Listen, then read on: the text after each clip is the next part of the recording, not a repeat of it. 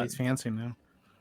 And what is up, everyone? Welcome back to another Epic Verse Live. As you can see here, we got some big players in the house tonight. We have Krista and Jeremy joining us tonight for another epic stream. And I don't know what Ben's doing. It's really distracting because he's like freaking out over there on his screen, and it's really starting to make me 5 mad. Seconds ago. I'm really uncomfortable with Ben being here. I don't like it. I mean, when Ben first showed up, he had like a rapist sloth behind him or something. Yeah. I don't know what was going on with that. So it's okay. It's okay. We're good now. But it's good to have everyone here. Thank you, Jeremy and Chris, for joining us tonight. It's always awesome to have you guys on. And obviously we have some big topics tonight. We're going to be talking about Thor, Love and Thunder, which half the panel hasn't seen, but it's all right. The smart half. Honestly, very true. Honestly, they're probably better off for it. So, so we're going to be getting into all of that, and we have some other topics for you guys for tonight as well. So, Mike, how's it going? What's going on, man? How you doing?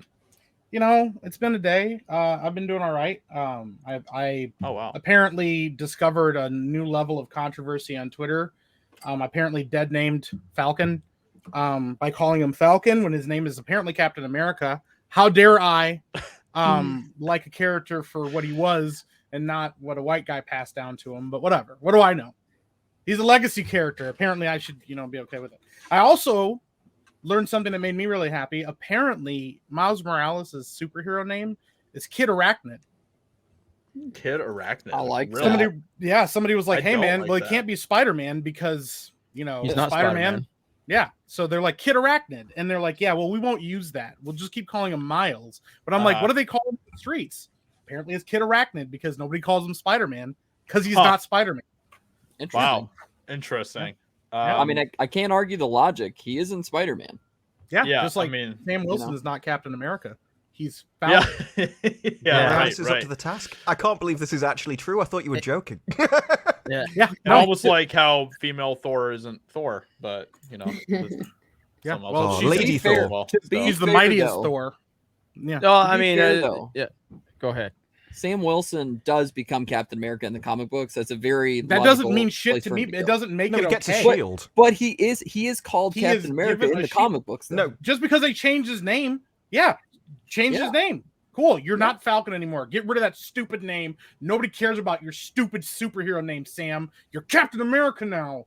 Yeah. I don't even know how he can bounce the shields because I always thought Captain America could do it because he was so strong. He threw it with such force, it ricocheted. Whereas if you don't have the super serum, you're just a guy lobbing a big, heavy shield. He's using he's using all of the white privilege that Chris Evans left in it. Yeah. So. Just taking the mantle gives him the strength of Captain America. It gives him so much power. Yeah. So much power. Absolutely. So much power. Yeah. Just like conveniently enough, Chris Evans isn't Buzz Lightyear either. No. That's what I retweeted. I just retweeted and it said Tim Allen is Buzz Lightyear. That's his tweet. Yep, exactly. Yeah, I've been talking about that a lot on my channel as well, and I like how we're doing introductions. It got completely derailed because of Captain America. I didn't derail anything. It's a completely relevant plot. Ben, when have introductions ever gone any other way than this? I mean, this is literally how it always goes. It's a conspiracy. But we also have joining us tonight, Krista. How's it going, Krista? It's going good. I stayed up all night last night watching PewDiePie videos. Totally worth it. So I'm pretty tired. That's a tired. good way to spend a night.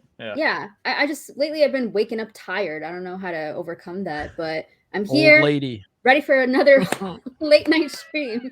Yes, old lady. That's what I am. Have you ever watched PewDiePie's Minecraft series? Yes. Yeah. It's pretty great. They're so good. It's pretty great. So PewDiePie's like the goat of YouTube. Yeah. Yes. Easily. The king, the goat. Yeah, but thanks for having me on. This is great. I'm excited. We're excited to have you here. Of course. And of course we have Tom Hanks / Ben. How you doing tonight? How's it going? It's good to have. I've always wanted to have Tom Hanks on the show, so it's a huge honor. I'm just here. Ben, wait, stop. We have a super chat. Hey, we have a super chat from Blue-Eyed Scorpio. How's it going? Finkel is Einhorn. Thank you for the $5. Einhorn is a man. Yeah. And thank you so much. I appreciate that. And just as a reminder, chat, anytime that you want Ben to shut up, just send a super chat and we will stop him immediately. That is a phenomenal. That's the only way I can get. I'll get Ben on Geeks and Gamers if I can do that same thing. If I can monetize him. What? I Wow. think that's brilliant. That is so.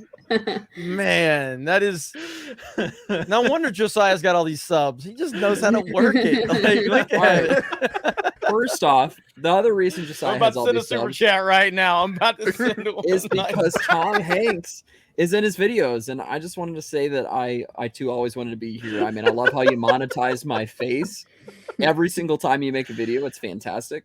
So yeah, that's Ben. Your face isn't even on the screen right now. So. No, but you monetize Tom Hanks' face, and that's my face today. Well, like kind of like now you're a Skywalker because you just decided to take the name. Yeah, Gotcha. exactly. My Legacy. name is Benjamin Hanks. Yep. Yeah. Well, I think my favorite though was when we were talking about Multiverse of Madness. I was like, Multiverse of Madness is good. Ben, stop! No, we got a super chat.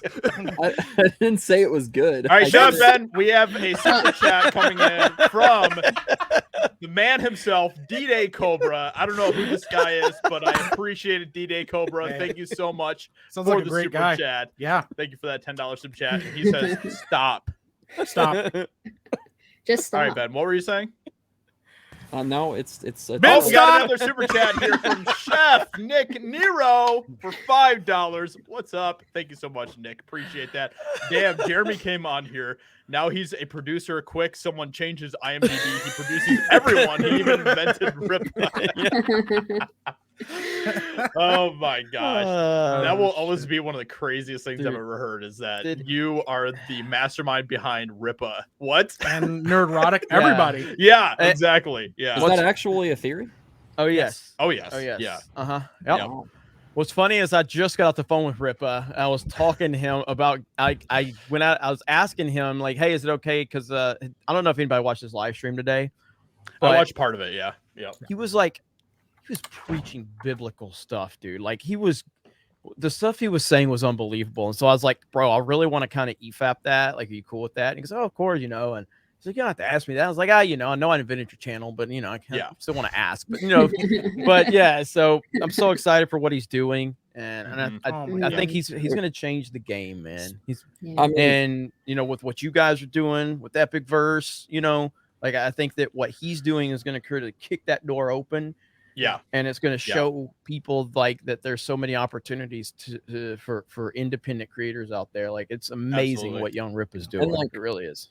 I don't know much about Eric, but I watched the video yesterday, his announcement video, and I was blown away just by the stuff he had. And I mean, I got excited. I was like, I didn't really know anything about this. So yeah.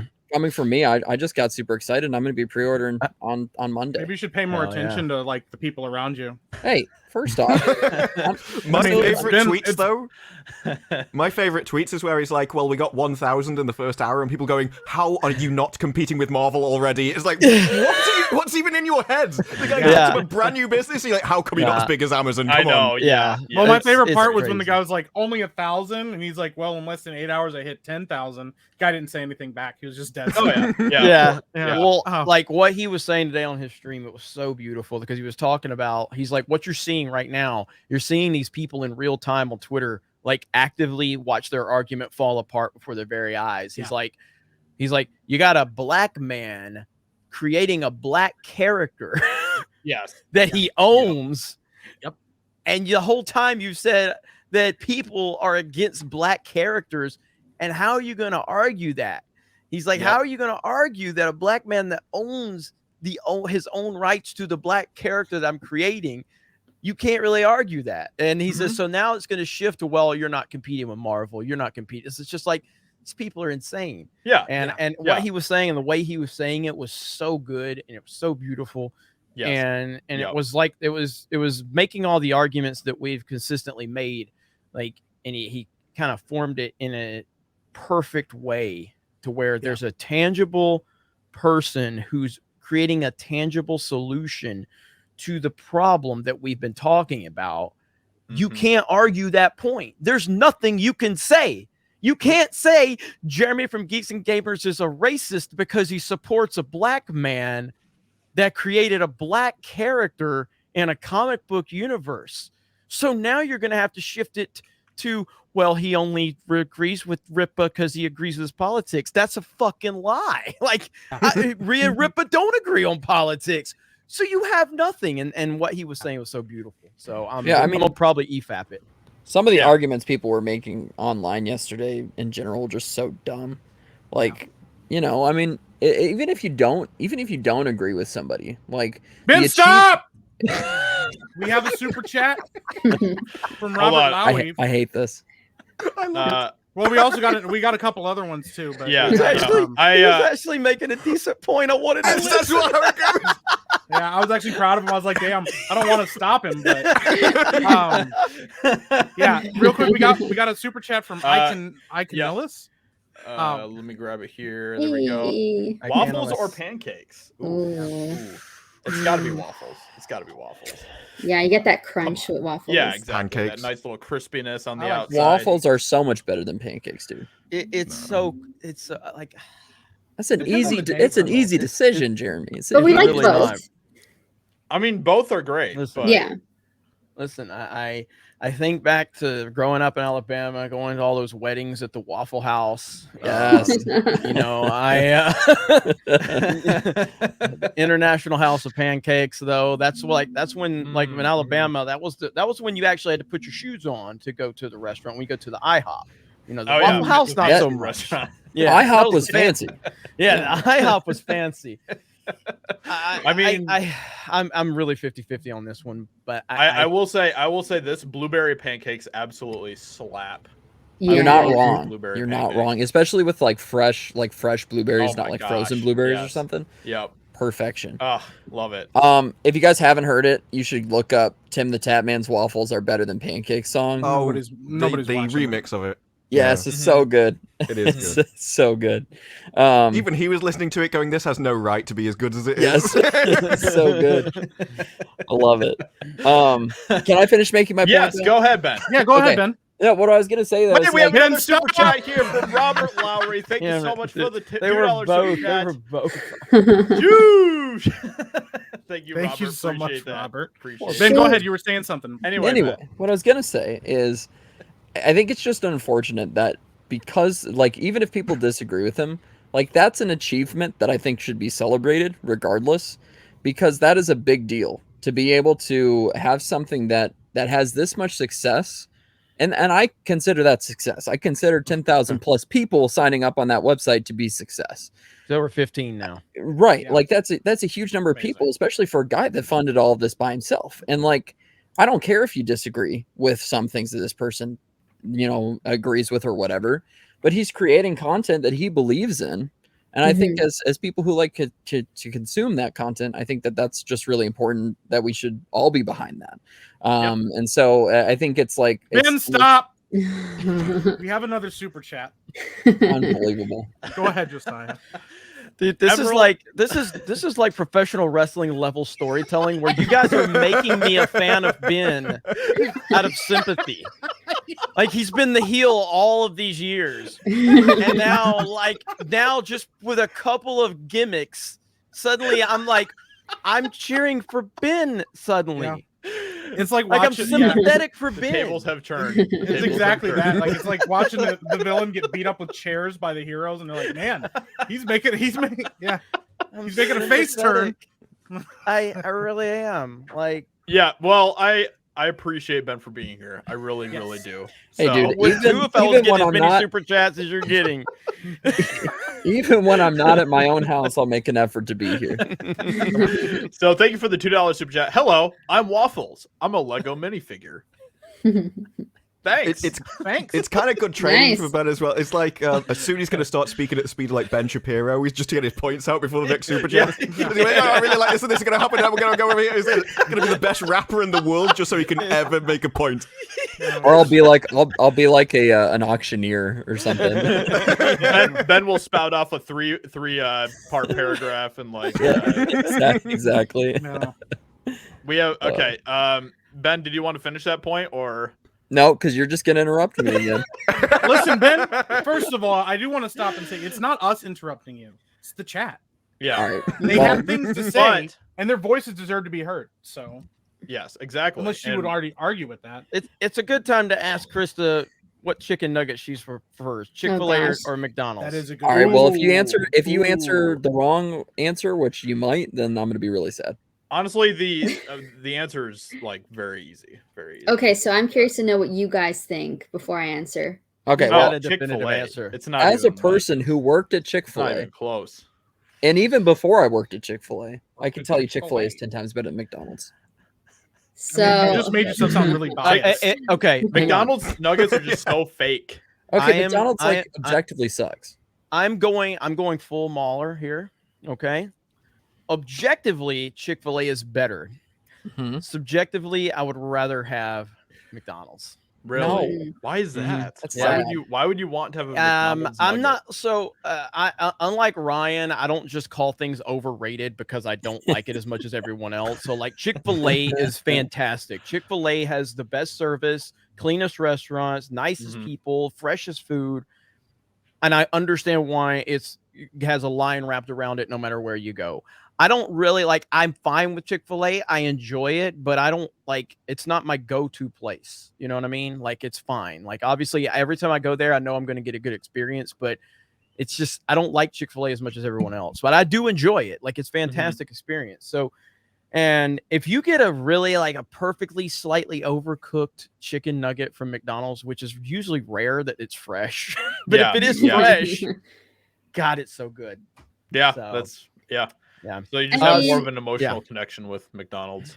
Yes. McDonald's yes. nuggets is pink slime. I've been saying this since day one. So And you love technically- it. And you love it.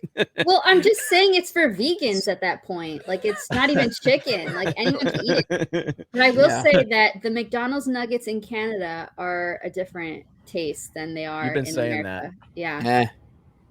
It's Really? very possible. Yes. I mean, yes. I the think food it's the overseas oil. is the food overseas too is also made differently than what it is. It's true Yeah, that and I food add a from, lot like of sugar to everything.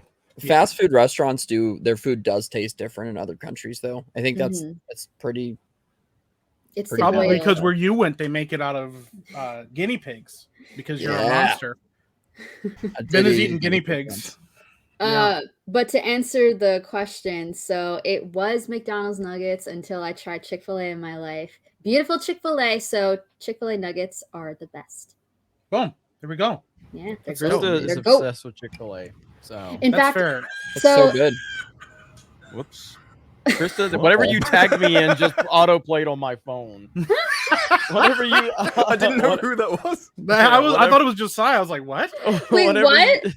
Whatever you tagged me in on Twitter just auto-played on my phone. So Oh, really? That's Yeah. That's amazing. I was wondering what that was. Well, we also Josiah asked me to hold down the fort. We also now we know pancakes, waffles, what kind of chicken nuggets. We also have somebody who has very, very, very good taste in food. In fact, good taste in everything, and it may be just because of his voice. Disbrew, how are you doing? It's probably largely because I don't care about food. I don't think I've ever heard as many food discussions in my entire life as you can in the average Geeks and Gamers stream. One of the first ever streams I was in was with Jeremy and Krista on Twitch, and they discussed takeaways for about 3 hours, and I think I was silent for nearly the entire stream. I've never heard of these places. I've never eaten at these places. I don't know what was. Someone asked me my favorite chicken nuggets. Even if I'd eaten at all of them, I wouldn't be able to give you my preferred one. So no. That's because I Americans like love steak. food. I eat a lot of steak. I eat a lot of pork. Yes. And that's about it. Steak's amazing. Yeah. Americans love food. Lamb is also more than amazing. most Wait a things. minute, Disbrew. How do you eat your steak? There's only one medium correct rare. answer. Thank goodness. Yes. That's the correct answer. Heck yeah. No, it's not the correct answer. Yes, No, that it is is. the Well done correct as bird. answer. Jeremy, please don't tell me you like your steak chewy and rubbery and just. I like it just like the great 45th president of the United States likes it. Well done with ketchup. Oh, Ew. that's disgusting. It's not even steak anymore. No, that's not. Yeah. Well, That's your what it opinion. is. Listen, I'll eat steak in any form. I don't care what it's cooked like, to be honest. No. Oh yeah, I'll eat well done steak. It's like Yeah, I'll I'm eat well British. done I'm not steak. going to send it back. I'm not a lunatic. I'd rather But I not. also I'll eat like really underdone steak too. I don't care. Like I'm just like Yes. if it kills me, it kills me. Whatever. You could just serve up the cow, and I'd be like, well, okay, if I have Yeah. to. I'll bite through this. It can still moo at me. Hey, I there's mean, people that have fair. eaten worse, you know. Yeah, like a guinea pig. You monster. Yeah, the neighbors still aren't happy about that. Yeah, they're just like, hey, hunted man. Yeah, he just killed it, and that's why Ben. People are like, you need to go hunting. He's like, well, okay, they're gonna be angry at me, but I suppose I could pop next door. That there's people in the chat saying "well done" is the only way makes me sad. Well, hold on. Look, since we're I'll give the Epic Verse show a little bit of teaser of something I've been hyping for a while, which is the fast food tier list argument. It is complete. I have to do a final review of it. So I'm sharing my screen. So this is a little bit of a teaser. Okay. So it's exclusively to the Epic Verse. Oh snap! You're seeing it here first, y'all. This is the hot take. So this is the cold opening for it right here. Look at Jeremy's face. He looks like a serial killer. Every time I've been in and out with Jeremy, he doesn't even eat the fries. Like, that's bullshit. I always eat the fries. No, because I'm always eating your fries by the time you're done with them. No, that is not true. Then who else? I mean, I guess I could be eating other people's. I eat the fries. There's definitely been times where I finish your fries for you, Jeremy. No, you have not. I don't let people finish my food anywhere I go. You are completely creating a false narrative right now to try to diminish In and Out. I always eat my fries. I just thought you knew I was eating them. That's not true. That is not true. All right, that's a teaser. Love it. The sheer look of disgust on your face that someone else might eat your food after you. It's like no. Especially like another like man, you know. I have a confession to make. Oh god. That people might not like. Oh. So I used to work in a movie theater. Welcome to being Ben. Right? Yeah. I used to work in a movie theater. And if I found food that was untouched, I would eat it. No. Bro. What? No. This gum is barely been chewed. If I was hungry enough, I would eat it. The thing was worse than Ryan's floor pizza, because at least that was his. Sometimes I was working till like 3 a.m. and I was really hungry. And there No. What? I mean, okay. I just want to preface. Can we get some super chats to stop right now? Oh my god! I just want to preface. This was 5 years ago, and I haven't done it since. However, it Ben, was still a stop! little weird. You kind of want to. Stop. All right, No. we're gonna read miss some it. super chats. We here need some because, super chats. Yeah, this is just. I don't know. I don't like it. You're off your freaking Yeah, that rocker, entire bro. like wrestling underdog argument that you built up with Jeremy before. It's like Yeah, you've he thrown started all of that taking a goodwill out face the turn and door. went right back to heel again. He's like, now I understand why it This happened. explains so much about Ben eating the hot dogs in the house in Orlando right now. He just walked in a house full of people he's never met. He started eating food. He's like, oh man, these are barely touched. Hey, when you're hungry, man. Yeah. Okay. Let me read some of these super chats here. I'm so glad there's actually people that agree with me. Apocalypso. In the chat, Thank you for the $5 super chat. It's Dan from Twitter. Looking forward to Epicverse. Thank you, Apocalypso. Appreciate that. Jimmy Freckles for a $5 super chat. Interrupt Ben again, please. We will. We will. Continuously. We felt bad for a second, then that really went out the window fast. Abunas, thank you for the $5 super chat. Oh, yes. Appreciate What you, up, Abunas. Abunas? Thank you so much. Popped to say hi to all you awesome content creators. Hope you all have a great stream and let's rock the Rippaverse. Exactly. Yeah. I was kind of thinking about pulling up his intro to that and watching through it on stream. Yeah. That'd be kind of fun. So Yeah. it was so good. Like it got me so gosh, hyped. Yeah, Gave me man. goosebumps. All that stuff. I could try to find what I was telling him about earlier with him on his Yeah, on yeah, the that'd stream, be like- awesome. All right, it'll take me a minute to find Okay. it. Yeah, no worries. Society Reviews, thank you for the $2 super chat. Lightyear flopped like a Malaysian airline. God damn. Like, yikes. Shots fired. You're gonna go for it, you gotta go for it. Yeah. Yeah, I mean, he's not totally wrong. So appreciate that. Yeah. Appreciate that. So anyway, so Krista, We got her squared away with Nuggets. She's on board. There's one person we haven't introduced. I mean, he's kind of a nobody. I don't know why anybody even talks about him. Yeah.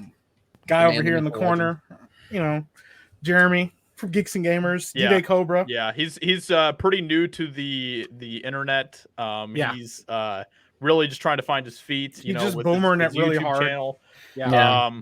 So how's all that going? I know that you're pretty green to the game, but how's it going for you? Really nervous. Just want to thank you guys for sticking with me, and I'm here to learn from Ben. Here to learn how to internet from Ben. Please don't put the full camera on me yet. I'm really not comfortable with this. I don't know how I can compete with Ben in terms of disgusting bullshit that people say to gross out the chat. I'm gonna try.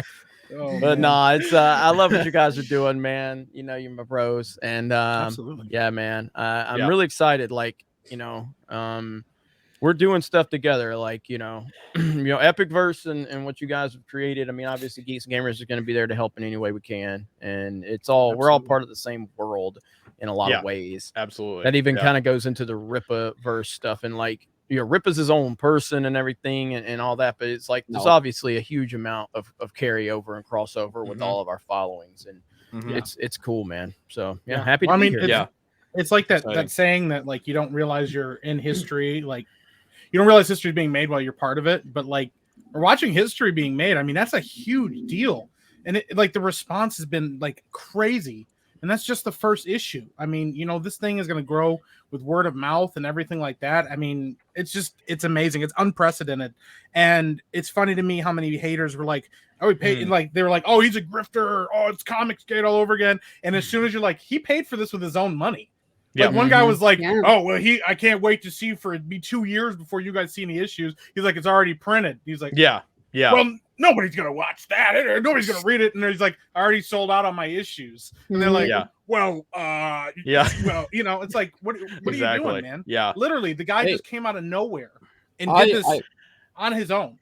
Yeah. I'm honestly I think I might buy a couple if I can and give them to friends that I know that like comics.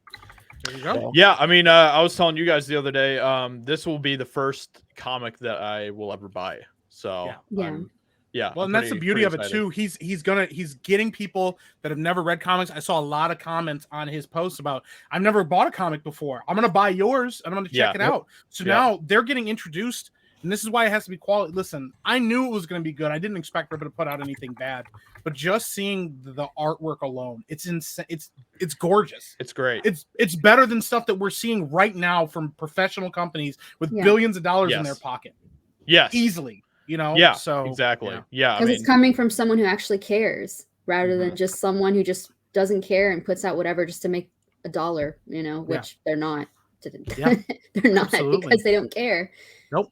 Yeah, man, it's just crazy. It's awesome to be living in this time and be able to see that happen.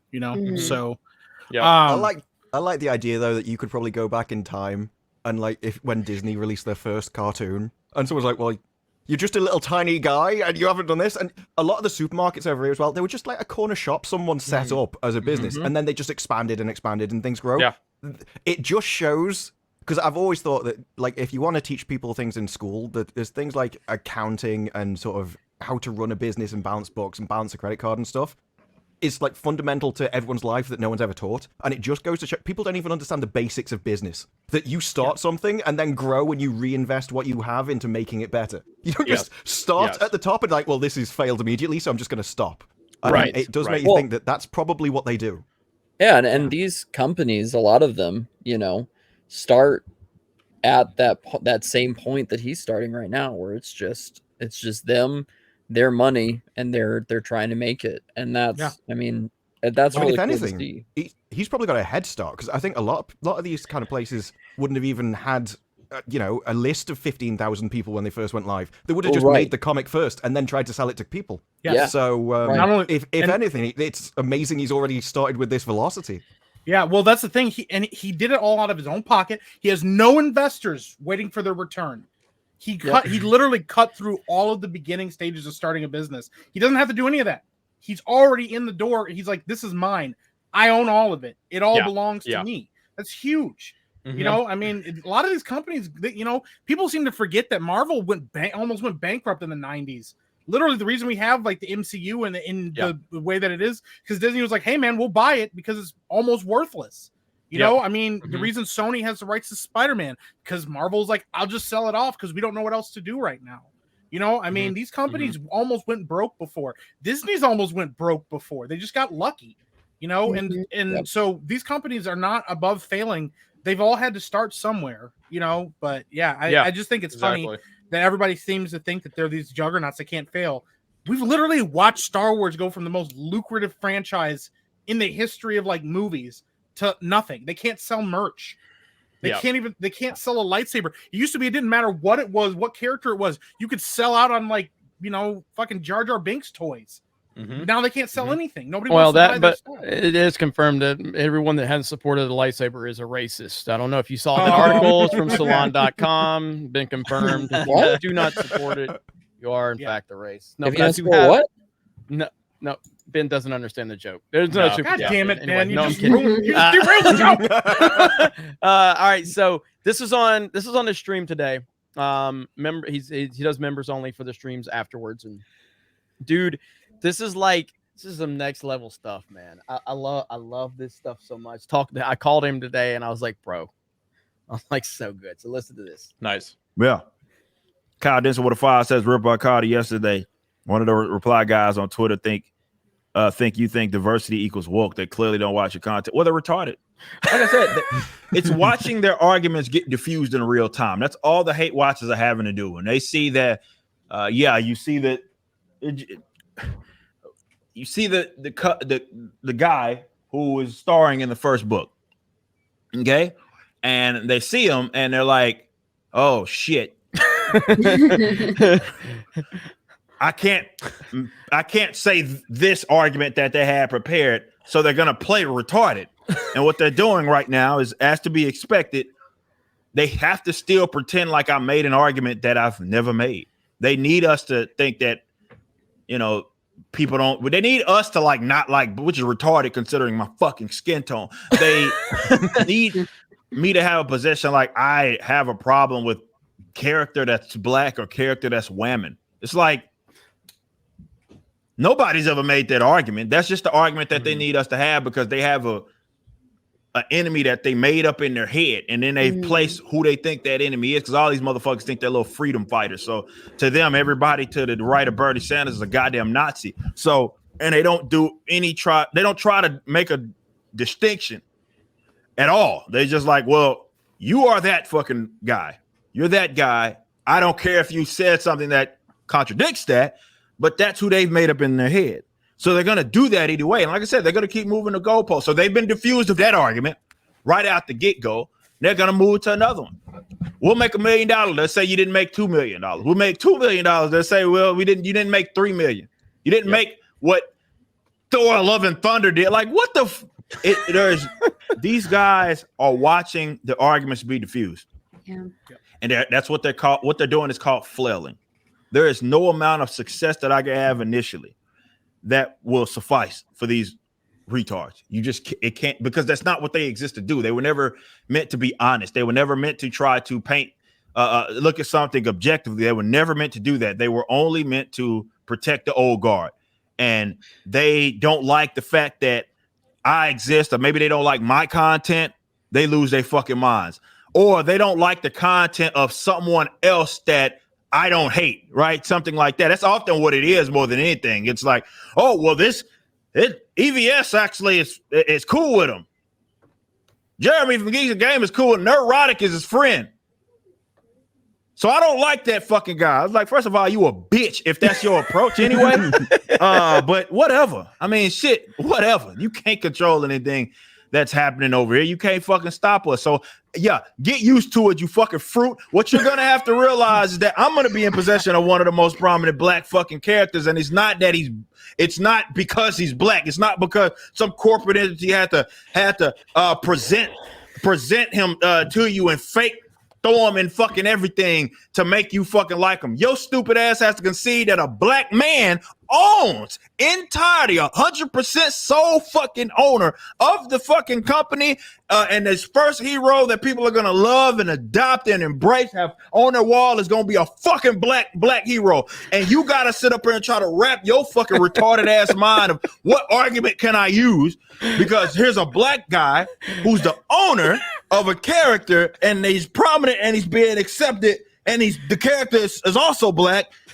Oh, what do I do? Yeah, cry about it, bitch. That's what you do. Dude, I love Ripa so much, I love dude. it. And I mean, he's completely right about that. And those people, they hate that about Ripa. They hate that he is a black guy who isn't controlled by, all of their presets for him and everything else, that he is doing his own thing, that he's successful on his own, that he's creating all of these comics on his own, that he has, black characters that are original characters that he created. They hate all of that. They hate it so much. Yeah. They can't stand it. And I know, we all like characters that are not straight white dudes. We all do. And one thing that has completely dominated the industry is manga and anime. And Krista, obviously, that's kind of your wheelhouse. Does manga and anime just have straight white males? Actually, I don't think it has very many at all. Yet people are, that industry dominates, Yeah, but you know what? It's because manga's freaking good storytelling. It is. Exactly. Like these stories are normally the villains as well. Yeah, well, I mean, Japan.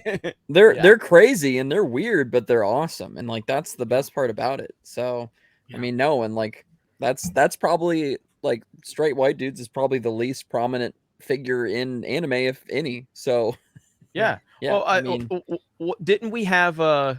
Again, I didn't watch it. Okay, and I only watched it after this one. Nova here had me watch Death Note, the original anime.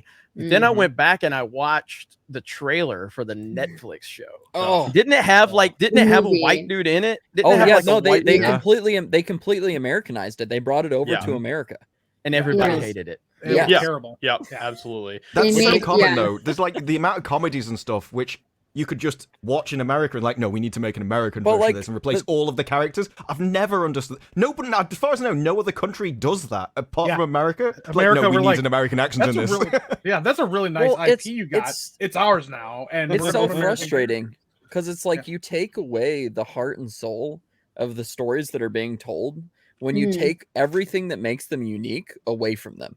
And I feel like when you do that with these anime remakes, and I think we'll probably talk about this with they're doing another Death Note or something. Yep. They are. Yep. That's exactly what we're getting into. Duffer Brothers. Segue into the next point we have today, Ben. This is Krista's. This is the only reason they brought Krista on to talk about this, because this is her expert. Why would you do that? We have a brilliant adaptation of that manga. Yeah. Well, on And Netflix. in my opinion, Death Note is the definitive anime. I think it is the best. That's the starter. If you're getting into anime, that's the perfect starter to begin with. Yep. For someone who's new getting into anime. There's just no way. I don't care if you're the Duffer Brothers that made Stranger Things. You are not going to make something that's going to beat the original Death Note anime at all. There's no way. So and this is hilarious because we all know that Netflix already tried to do their own live action Death Note, which failed miserably. It was absolutely awful. Just trash. I think Ben and I, didn't you and I watch that together? I did. We watched it separately, but I just did we? I thought we watched it together. Maybe I don't remember. It sounds romantic. I tried. Candle lights in the background. I'm gonna be honest. I gotta keep these two. I got news for you. I'm gonna be honest. I try to forget that movie as much as possible. As much as I possibly can. So, but since we have an anime expert in our midst tonight, Krista, what do you think about this? Well, here's what I have to say. Okay, so I was really interested because, you get the Duffer Brothers, who's obviously really successful off of Stranger Things. And if you look at their work, they're really well known for doing gory horror sort of type stuff. And as we know, Death Note is that. Though it's like you said, I don't think that they could already take something that's already perfect and make it into something better, because I don't think that's going to happen. But I am curious to know where this is going to go down with those two, like making this into a live action version, you know, like, because there are live action remakes out there of taken from anime that are good. It's not that they don't exist. It's just not common. So I don't know what they're going to do with this. I am curious, is what I said, because it is from the Duffer Brothers. And I just want to know, are they doing it just to do it and they're like, sure, whatever, and they're cocky? Or are they going to do it because they're fans, which I'm hoping it's the second one. Right. Well, it's kind of interesting because the Duffer Brothers, I believe, they're making a whole handful of different things for Netflix. Are they? Okay. Yeah.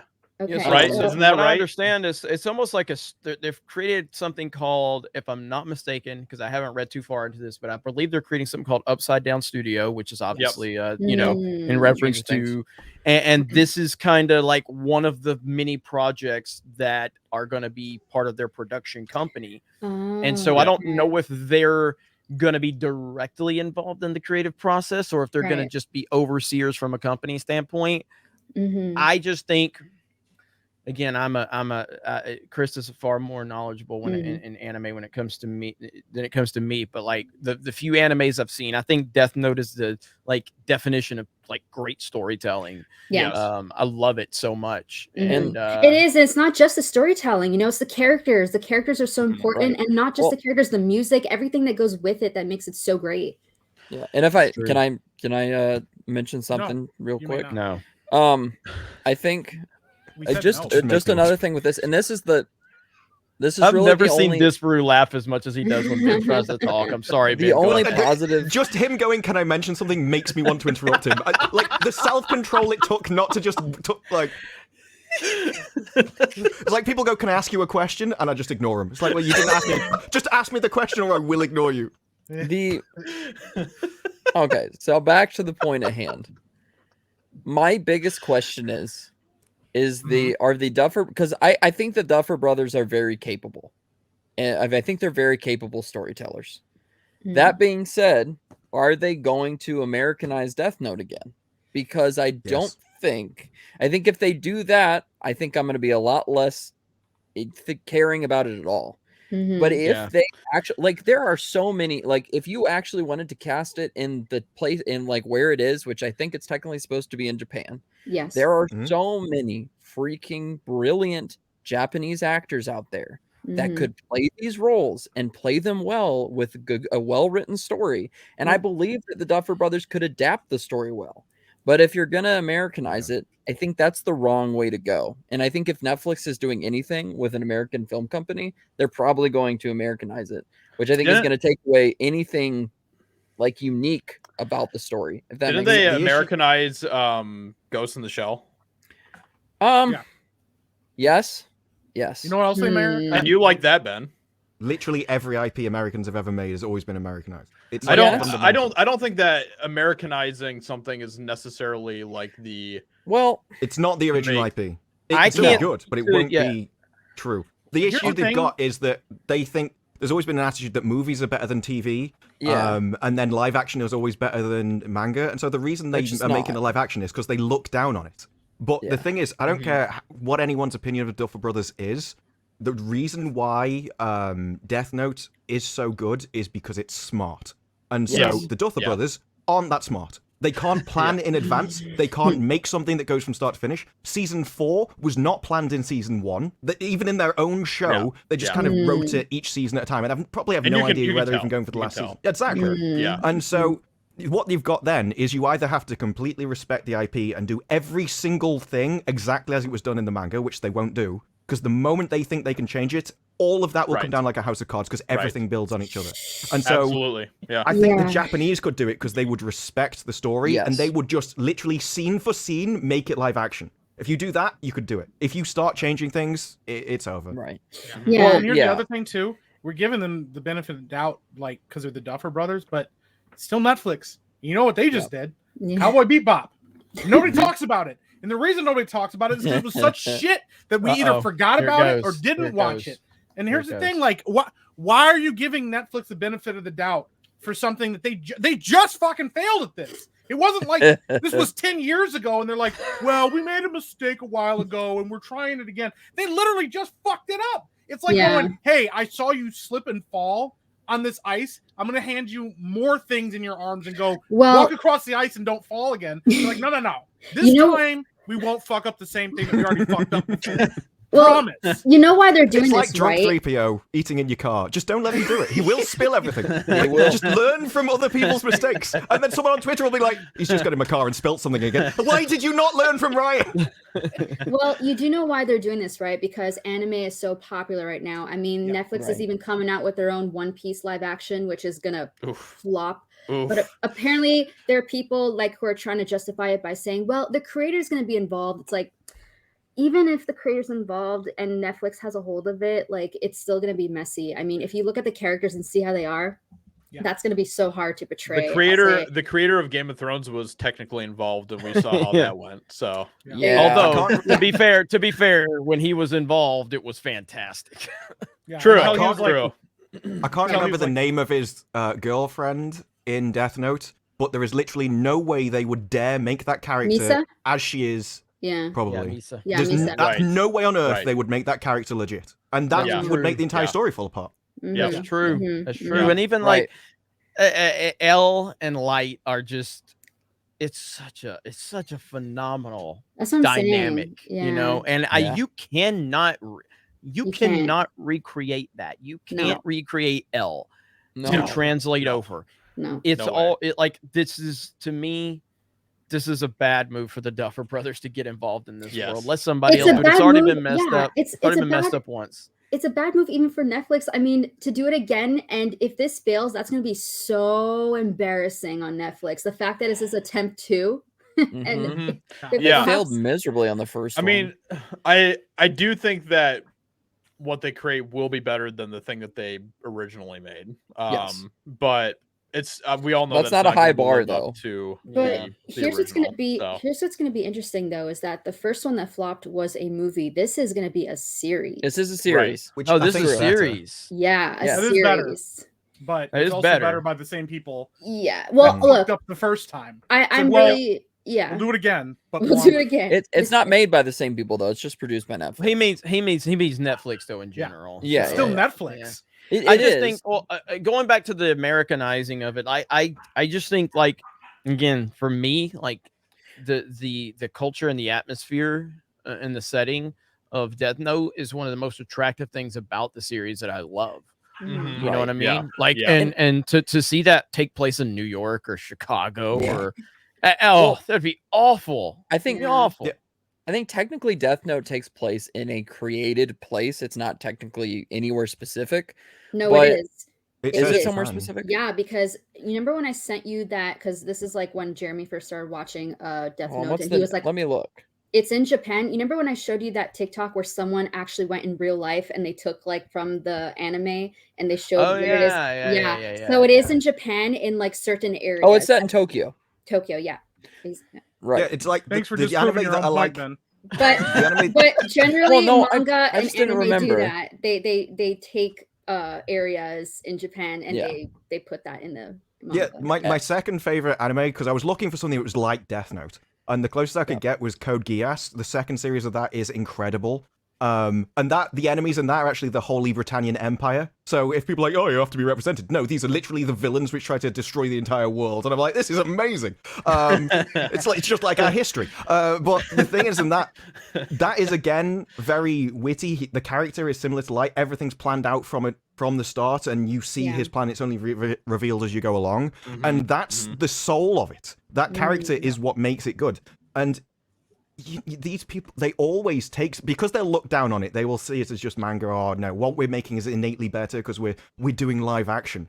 They will think they can change something, and they won't realize that what they're doing is so important, and then it'll crumble. And that's why you see all these people. It's like, no, you can do this change. It's just this. And like, you're showing you fundamentally don't understand how any of this worked or why it was good. You just see it as another IP for you to remake. I think this. Yep. It makes me feel like why. Real quick, Ben. Real quick. Sorry. I just wanted to say shout out to Locked and Loaded Latinos in the chat. Appreciate you. How you doing, Rolo? Rolo, Go ahead, Ben. Yeah, I'll be live. Rolo, when I told Josiah we were playing Fortnite later, he had this look in his eye like, I'm going to stop doing everything I'm doing in life so I can play with these guys later. So He's like, maybe I should just cancel the stream. Yeah. Anyway, what I was going to say is with all these points being brought up, it leads me to conclude, like, why even try anymore? You know, why not just make something? Ben, we got a super Stop! chat. Ruthie, thank you so much for being here. Thank you for the $2 super chat. Started watching Dragon Slayer. Nice. I mean, Demon Slayer or Dragon Slayer? Yeah, I wonder because she uses the auto. Yeah, exactly. But Cool. Ruthie's awesome. She is one of our mods here on the channel. Ruthie's great. She runs all the fan pages and stuff like that. So yeah, she's thank you, awesome. Thank you, Ruthie. Appreciate it. Appreciate Is there a Dragon Slayer, or is probably? Let me look. I think there's an anime for everything. I would think I don't know. Yes, Ruthie Demon Slayer. Said I meant Demon Slayer. Okay. Demon Slayer's I've been amazing. I've been watching Demon Slayer as well. It is phenomenal. It is so good. I've got to get into it. I watched a little bit of it, and it was Another, okay. But I heard that's kind of how I was when I first started it as well, Jeremy. And then it was like around like episode 4 or 5 where I started. That's to really exactly what it. Krista was telling me. She's like, just get back to it. Another great anime that just came out that everyone is going crazy over is Spy Family. It is so cute. I think Ben, you've seen it, right? No, you told me to watch it. I haven't watched it. Okay, yeah, okay. There's someone then in Orlando that said they've seen it also, but it is so cute. It's family based, Netflix, centered. Right? No, it's Crunchyroll. Crunchyroll, okay. Yeah, Crunchyroll. Yeah, it's so cute, and it's only 12 episodes, so I recommend watching Spy Family. Okay. Did you say that that's like a family friendly? Yes, one too? yes. I've seen so many people raving about that. It's so a lot of people are talking about it. So cute. I love it. Dude, that's cool. The freaking like I tell you, the people over there in Japan make some of the best entertainment. I know, and that's something that just like these are things that are just coming out, and it's like original, it's new, it's not copied, but it's great too because like they're also just not afraid to be like themselves and wacky and that's weird to Western American audiences, but I love it. Like it's great. It's just some of it's weird, period. Okay, well, like let's just be real. Yeah, some of that stuff they know it's weird, and they just went, you know what? We're just gonna own it anyways. Exactly. That's what I respect mean. That though. That's what I mean, though, Mike. I respect that they'll do that not to cater to anybody. They just do it because there's different that's genres. the same. Yeah, that's the same mentality in like the 80s and 90s. That's the same mentality as Nintendo. Nintendo makes the most bonehead decisions sometimes. You're like, what are you doing? And then you get Mario Galaxy or something. You're like, okay, that's what you're doing. And then it becomes like everything that you think, like, hey, Nintendo, you could probably make $20 billion if you would just do this. And they're like, okay, then we're not going to do that. Like, what the fuck is wrong with you? Can you imagine Can you imagine being in Japan and watching some of the stuff that we made in the 60s? Like, you've got Doctor Who, there's a guy in something that looks like he's wearing cardboard, waving a whisk at people, shouting exterminate. And they're like, this is weird. I remember in the 90s, it was like a sci-fi show. It was probably made for about 20 quid. It was clearly just stuff they found around their house and stuck onto them. And one of the episodes was a chess game. And you're like, no, we used to not care about that stuff as well. And like, no, we've got to be super serious. And we're making art here, folks. No, you're not. You're walking around lying on a camera for people. This is some big impressive thing. I'm an actor. No, you're not. You're not doing Shakespeare. Calm down. I have an anime recommendation for the chat and for Jeremy. No, oh boy. Did you say recommendation? Yeah, he did. He had a stroke in the middle of talking. He does that a couple times. What is recommendation? It's a Ben thing. He says a condition. It's like it's a type of operation he likes to perform on people. But recommendation. Words. If you want to watch a really just truly brilliant anime, I know what you're gonna fucking say, and I'm pissed. Watch Food Wars. God damn it! No. Chris has seen Food Wars. No. If you want to see, the pure brilliance of just how weird anime can be, watch Food Wars. Yeah, no. What is Food Wars? I've said this so many times, but if you want to watch Food Wars, this is how you do it. Go into a room where no one is, close the lights, watch it on your phone, put your headphones in, and turn the volume all the way down along with the brightness. That's how you watch Food Wars. Do not watch that in the family room with mom around, with dad around, with the kids around. You do not watch Food Wars in the family room. It's so good. My sister is a huge anime fan, and she watches a lot of anime. And I was like, oh, yeah, Ben and Josiah were talking about this one called Food Wars. She said, don't do it. I'm telling you right now, stay away from that one. Stay away. Watch it. No, it's so good. No, Krista, should I watch it? No. Jeremy, you're gonna be laughing and like, what is going on in the like first 10 minutes of episode 1? Anyways, I'm not gonna spoil it. Chris has been my gateway into anime. So pretty much everything she recommends, I'll watch. See, that's the thing is like I had someone who recommended Food Wars to me just because I love food, and I was like, oh, okay. I had no idea what I was getting myself into. I watched it in the family room, ladies and gentlemen. I was like, okay, see, I don't like that. Don't recommend anime to me just because I like something. And that's what I do for Jeremy. I know what he's gonna like because I know him, you know, just like I know someone else. Like I know Ben, I know what he'll like. Hey, watch Spy Family. I'm not gonna. You don't know what Ben likes. I know. Well, that's true. Ben, I am an enigma. That's no, it's not an enigma. It's a deviant. It's a deviant personality. That's what I learned from Lethal. If he recommends an anime, no, don't even look it up. There was one I'm like, I can't even believe you can show this. Though. The thing is, okay, but here's the thing with Food Wars on a more serious note. No, is that yes, after season 1 and some of season 2, the show actually gets serious and they start taking things seriously, and it's really freaking good. It takes about 3 seasons and then it gets pretty good. Yeah, get past most all things that don't stuff. get good until season 3. Remember? Okay, but the all right, Ben, is, I need you to shut up. I got to read the super chat. Stop! Gerald Armstrong, thank you for the $10 super chat. Netflix wants to make another anime live action, yet canceled the Vince McMahon. Vince McMahon! What the hell? It's Vince McMahon! Holy shit! How do you not know Josiah? Vince McMahon? Listen, you started reading it and then you completely went backwards. Look, I don't care about McMahon. wrestling. I know he's like the meme guy, but I don't care. said No, he's Vince not. He's the McMahon. owner of the fucking WWE. Like I give a shit. McMahon. You went back. McMahon's not even. It's a common name. I don't care. You were like McMahon. He's not a Mortal Kombat character. God damn it! Fuck! I don't care. Who is this Vince McMahon guy? What does he know about wrestling? All they do is dress up in weird costumes and throw each other around. So. Don't. See, okay, I'll come at you. I don't care. Suddenly like Ben a lot more than Josiah right now. I don't care about wrestling, and even I knew Ben, who Vic we're McMahon starting was. a new channel called Ben Rises, and I'm gonna help you grow the fuck out of it. So.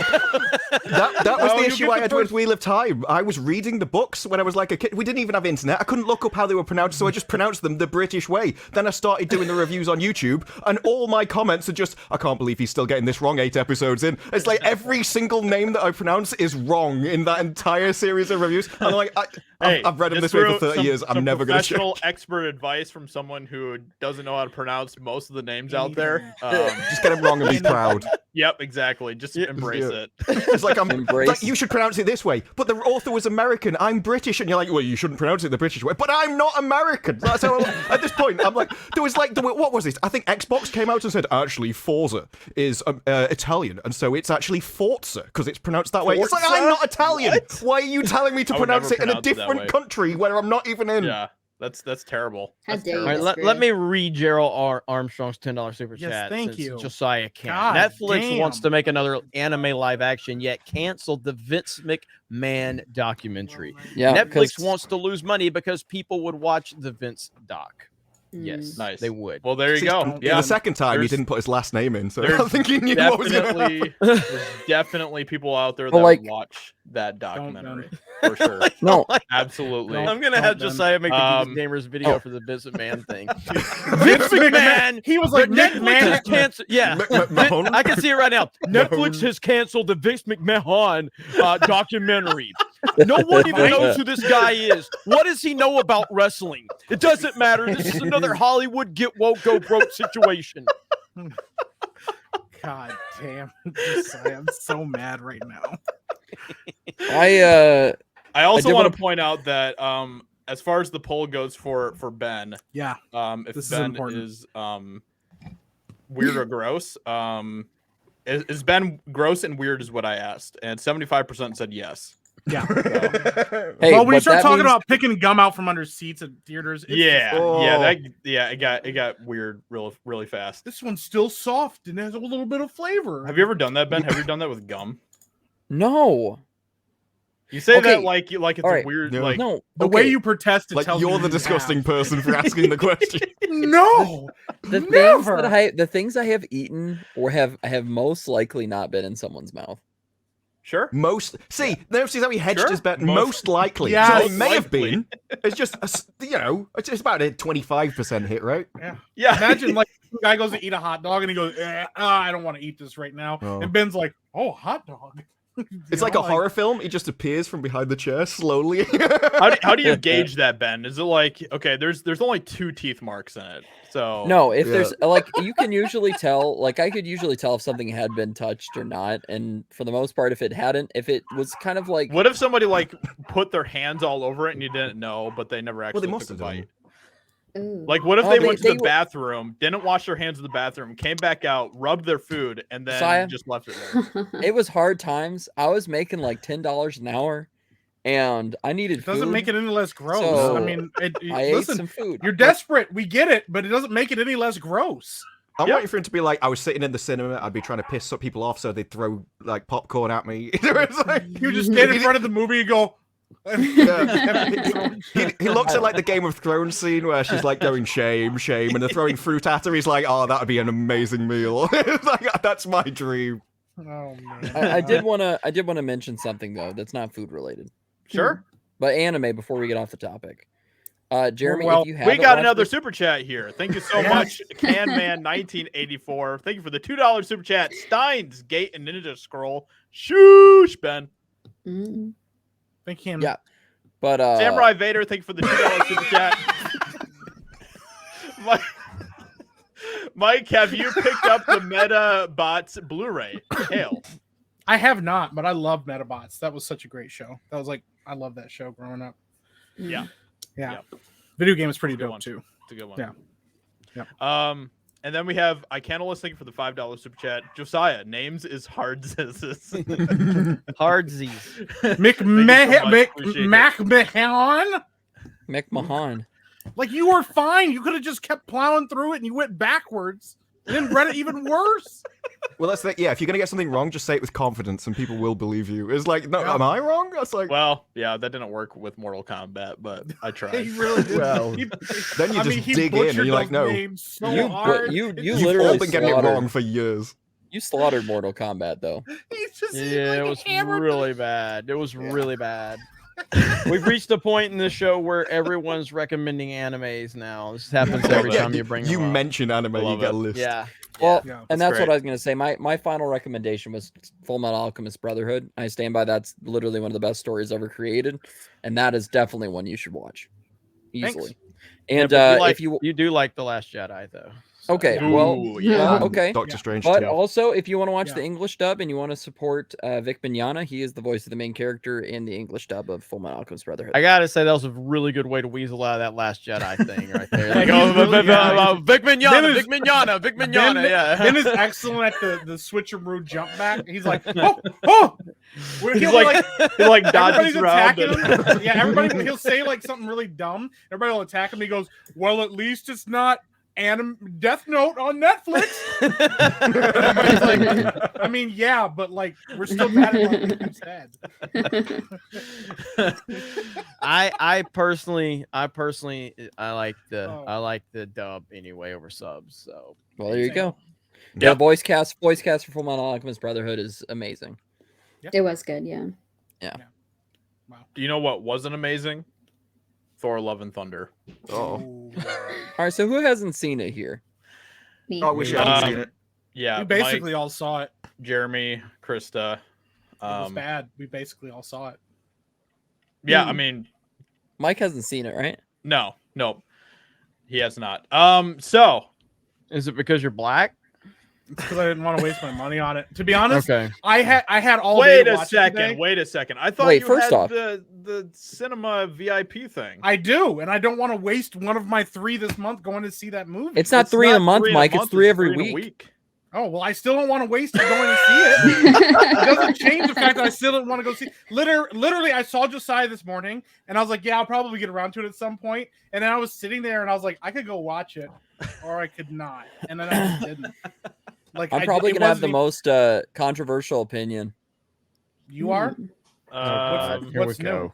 Like, He's All right, like Ben. it. Let's I know just you go don't. ahead. You I open can see up it the coming. door, Ben. You open up the door. Let's go ahead and start with what you got to say. All right, Go ahead. so Can we Thor: get Love and drunk to Thunder, open up the door instead? It was the it was the best Thor movie ever released. I mean, I thought Well, I know that he's making that up. Chris That's not Hemsworth his. That's brought not his his real A cadence game. of speaking. Ben, Ben, stop being a butthole and tell us what you actually thought. No, I Don't. told this to Are you going to say it's average? one of my family members, and I said, I'm not mad. I'm just immensely disappointed.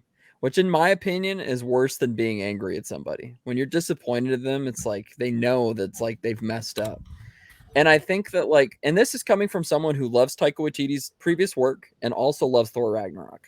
Yeah. So those are a little bit more controversial opinions for some, but as someone who likes both of those things, I just thought that I think the best way to describe it is there were elements and ideas that they brought up in the movie that I liked and I thought could have been really good, handled well. But I thought that it was so poorly handled for the majority of the film that it just didn't, none of it worked. So like the humor was bad. None of that was good. I didn't laugh more than like maybe one time at like an obsolete joke. And the story had some pretty serious elements to it that were not handled seriously whatsoever throughout the entire film until Like maybe Thor the last Ragnarok? third. What? No, this in my opinion, this is a lot different. This is what people's criticism was for Ragnarok, but I think Yeah. it's justified for this movie. And It's But it wasn't Justified justified for Ragnarok, Ragnarok, Mm-hmm. which is supposed to be one of the most serious of events ever in the history of the You got this movie because of the comments of But- people going, no, it works in Ragnarok. So Regardless it said of it works in that- Ragnarok, so now I'm regardless just of going to that- give them even more. regardless of that, I'm not talking about Ragnarok. I'm talking about Love and Thunder. You just brought You up brought it up. Ragnarok. You're the one that said it. I'm Nobody just- else said it, No, Ben. no, no. I'm just desperate for a point. I You said, literally said Ragnarok, and then when we came at you about that, you're like, I didn't say Ragnarok. I said, Yes, you did. no, I said that I liked that movie and I liked his other work. However, with this, Would you say it's the best? Would you say it's the best Marvel film since Doctor Strange and the Multiverse of Madness? Actually, man, you know what? It is. No, that's my favorite. Is there was literally critics online that said that, and I'm like, what? That's Can't wait for the next one. But yes, yeah. anyway, Oh my so, gosh. so I We have a $10 super chat here. Thank you so much, Lady Fossilot. Thank you so much. Appreciate you. Hail and well met. If you would like to be pleasantly surprised for anime, Ultraman on Netflix and live action adaptation. I'm not even going to try to pronounce Yeah, that. Riano Kenshin. Go on. Kenshin's good. That Yeah. is absolutely a trap. And bookmarks Vinland Saga and Dr. Stone. I actually have been wanting to watch Dr. Stone. I love Vinland Saga. So yeah, thank you for the recommendations. Appreciate that. Appreciate you. Thank you. Krista pronounced it for you, so you're good. It's Kenshin. Kenshin. Apparently, the live action was really, really good. So, like I said, there are. Kenshin's the easy one. Yeah. Yeah. Ruoni? Rurouni, that's how I would have pronounced Yeah. it. Macaroni Kenshin. Macaroni Kenshin. That's what I would say. The Food Wars sequel. But Josiah, did we get- I wanna give Krista like a shout out Yeah. simply because she's always nervous when she comes on these panel streams, and she shouldn't be. Look, No. when it's anime, when it's something you're right there in the discussion. The problem is you're not into a lot of the stuff that we normally talk about, so that's why you can't really get in there. But once it's anime, she's like, Yeah, jumping in there, and the only person you can't out talk is Mike, just because he yells over every fucking body. That's true. But Well, it's a what- tactic and it yeah. works. If you Yeah. swing, if you're the only one swinging the hammer, nobody's gonna come near you. You know. I mean, Yeah. And I want to But- give Josiah and Ben and Mike a shout out and disproof for making me feel bad for Ben. I'm actually a fan now. Like I feel bad for No, him. You haven't no. listened to his entire opinion about the movie yet. Give it No, time. first of all, I'm No, not like, happy if he about starts it. I'm going through his pissed Marvel off that opinions. I'm pissed off that I'm like feeling bad for this bullshit. Okay. Like I shouldn't be, but it shows like your ability of storytelling, which is what you're going to get in the epic verse. Check it out. There we go. There's your hey, there's there your you plug go. right there. There you go. They've made Ben a sympathetic character. Fuck these guys. Their storytelling's better than anything Disney's done in the past. Oh, you should see the lore with our Epic Verse podcast because it's pretty in depth. It's pretty crazy. Anyway, Ben, go ahead and go ahead and finish whatever you were saying about this movie that sucks. Yeah. So, at the end of the day, I just was so freaking over the movie by the time it ended. Yeah. That I just 100%. Yeah. I probably like I can't even think of scenes that I care to go back and watch. Like I did for Multiverse of Madness. Like there actually 100%. were scenes that I would watch again because they were cool. And this, I was like, you know what? I don't ever have to see this movie ever again. I just don't care. In fact, as far as I'm concerned, it doesn't exist anymore. So, wow. Congratulations. I'm proud of you, Ben.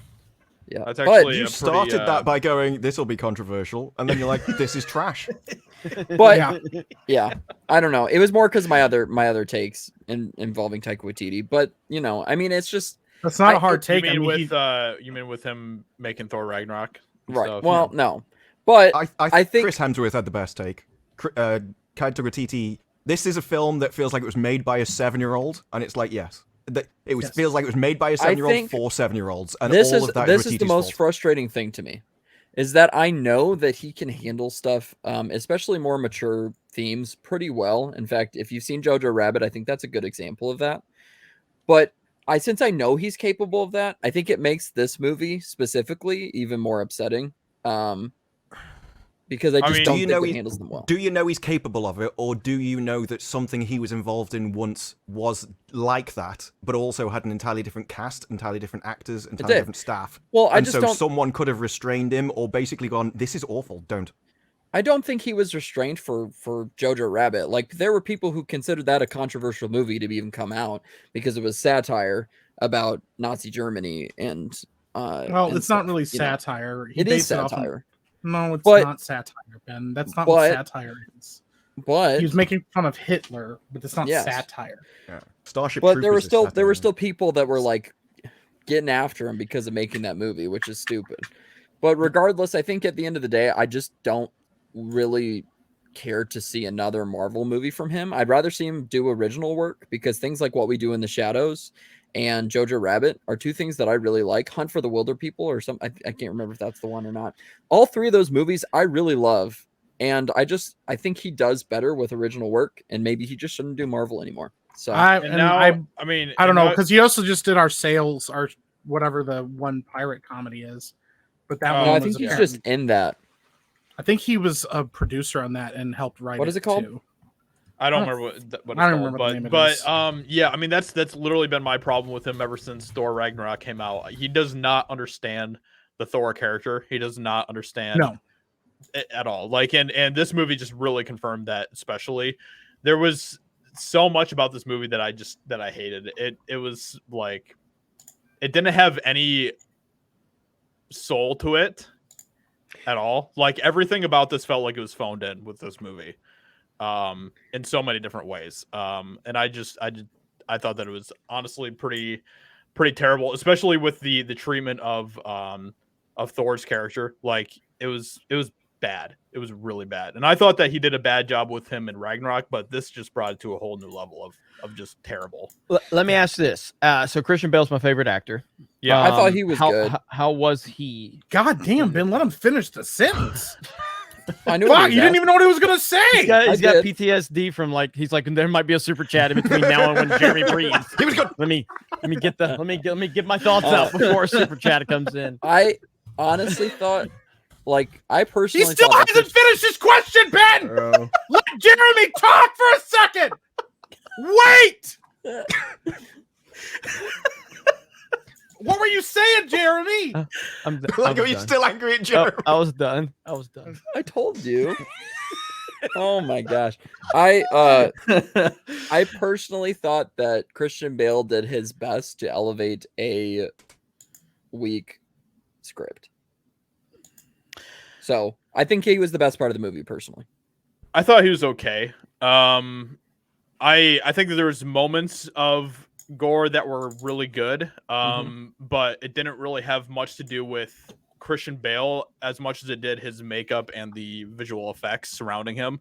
Yes. I thought that his performance in itself was just okay. Like he kind of got like Jared Leto Jokery in a lot of times, which was kind of weird. But yeah, overall he was fine in the movie. I wouldn't say he was like scene amazing, was when he wasn't talking. Yeah. Yeah, absolutely. The scene that most people probably choose as the best one from the entire thing is right at the very start of the movie between him and his daughter, where not a single word is said, and then after that, it's just, you say it's got no soul. No, it's got Watiti's soul. This is what he likes. This is what he enjoys. It's his favorite thing of doing. Like, he doesn't understand Thor. Well, it's probably more that he doesn't care. He thinks this is how Thor should be, which is why he deliberately made him this way. But there's so many things where people, they like let them off. Oh, well, he just doesn't get it. He just doesn't understand. No, it's done. This film was created intentionally. He said he filmed, what was it, a 4-hour cut? And it was like, well, we filmed all these scenes because it was fun. None of it cared about the audience. It was they had fun making the movie, and he made it like a 7-year-old. And it was clearly aimed at 7-year-olds, in my opinion, as well, because that seems to be the level of the humor. And he actually says, we had loads of fun on set. Then we watched it. I'm like, well, this scene's kind of all right. And then 6 months later, we realized that what we'd made was awful. It didn't even belong in the movie. It had nothing to do with the movie, nothing to do with the set. And to write all that off is, he just doesn't understand. He's good, really. He's really talented. It's just that he can't make something good. It seems like a bizarre excuse to me. I mean, I'm not as much of a Taika Waititi fan as Ben is by any stretch of the imagination. Like, I think Jojo Rabbit is the best thing he's done, but I don't think that even that is like incredible. I personally thought Jojo Rabbit was incredible, but it's also a book. It's a book, and he based it off the book, and so yeah, but it was still difficult to make a good adaptation. Source material. Yeah. And so the source material was there, but he also got a lot of, like, he admitted he was inspired by Mel Brooks and how Mel Brooks handles comedy and stuff too. So I think in the right vehicle, I mean, anybody can be like in the right vehicle. Ryan Johnson made one of the best episodes of Breaking Bad. Like, you can be a competent filmmaker and make a good movie if you are in the right vehicle. But the fact is, the way he handles Thor is not good. No, I don't. No.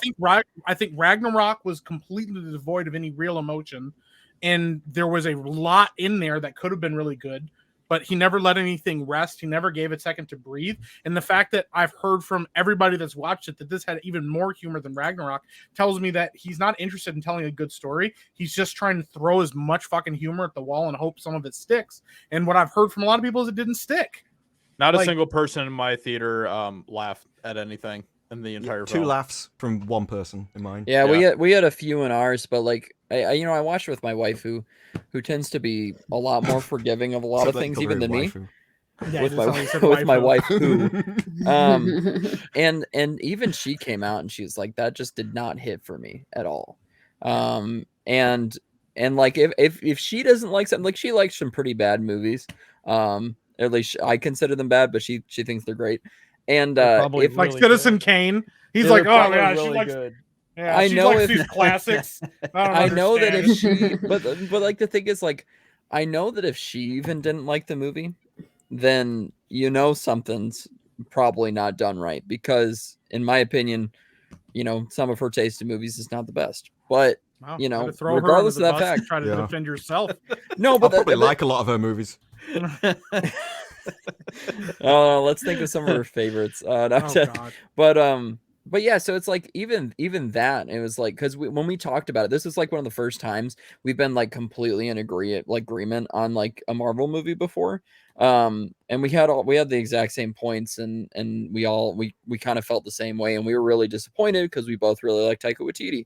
So I think it was just like, that in and of itself, and I think seeing the response online, and even like this movie got like one of the lowest cinema scores of any Marvel movie that's ever come out. I mean, like, best reviews. Yeah. My favorite review is, the reason this is the worst Marvel movie is because it's not a movie, it's content. That sums it up. It physically exists. There is not a single thing to get you through this movie. The plot is barely non-existent, and what exists actually doesn't make any sense. The action is awful, apart from maybe 60 seconds of it throughout the entire movie. And the humor, it's an attempt at humor. It's an attempt at jokes. There is no humor. There are no jokes. Well, I don't think I laughed once. That's the whole problem with pretty much everything Disney's doing right now. That's why, like, Star Wars became not special anymore. It used to be special when a Star Wars film would release. Now it just is like it's just another Star Wars project. It's almost like that's how Call of Duty kind of got watered down, because it was like annualized. Yeah, you know, when you annualize something when there's no excitement to an announcement, you know, and I mean, I will bring something like a Nintendo in it, like a Mario Kart. Like, it's not like we're getting a Mario Kart every year. So when we get that announcement, like, oh, we're getting, you know, but like with Call of Duty, like, well, oh, another Call of Duty. And now I think we're excited for Modern Warfare 2 because they've done, you know, like the last two hasn't really hit, but we think that this one's going to kind of resemble 2019 a little more. But that's beside the point. When you annualize something, you're just releasing it for the sake of releasing it. And that's what Marvel has become. Is it feels like we have to have 7 Marvel projects this year.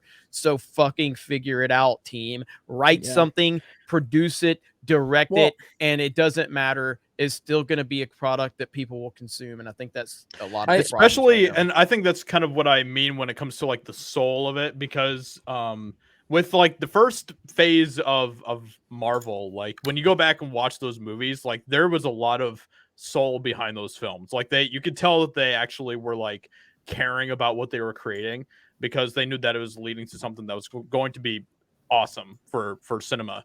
And so that was all like really exciting stuff. And you know, even if the quality of even those stories weren't as good as maybe they were like in phase 2 or whatever else, like overall, I think that there was a lot of heart that you could just really just feel. It's kind of the same thing with like Lord of the Rings, comparing Lord of the Rings to like The Hobbit. Like you could tell The Hobbit doesn't have the same care behind it that Lord of the Rings did.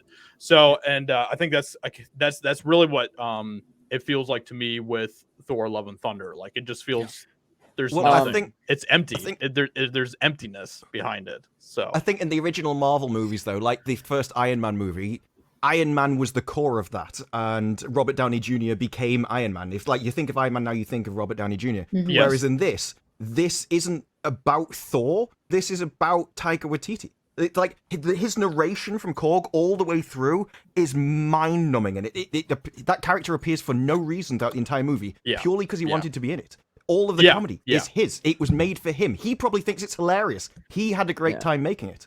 But none of this was either Thor as the main character. None of it was for the audience. It was like, it's his soul. The funny thing is, I did want to point this out real quick. So Taika Waititi was not actually credited on the screenplay for Ragnarok at all. He just directed it. This is the first Thor movie he's actually written. So I just don't think he fits well with superheroes. I think that's probably what it is. I think, if anything, this showed me that he probably just doesn't need to write another Thor movie again, or even write another superhero movie again, because the humor he tries to inject in superhero movies just hasn't worked.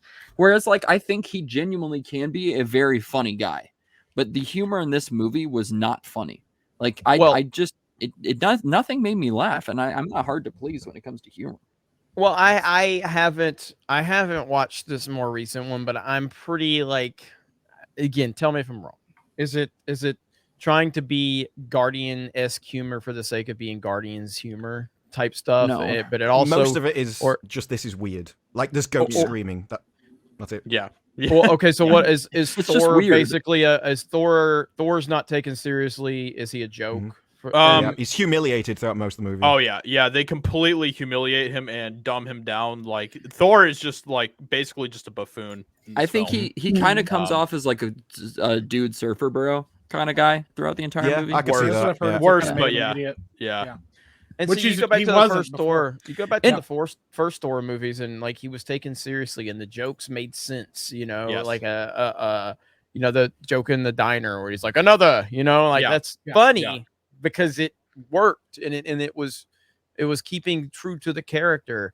Whereas all the stuff they did in Ragnarok, and I'm sure it was just more overkill from that, but I don't know. I feel like Marvel went through this whole thing of like everything after Guardians needed to be like, oh, we need more comedy.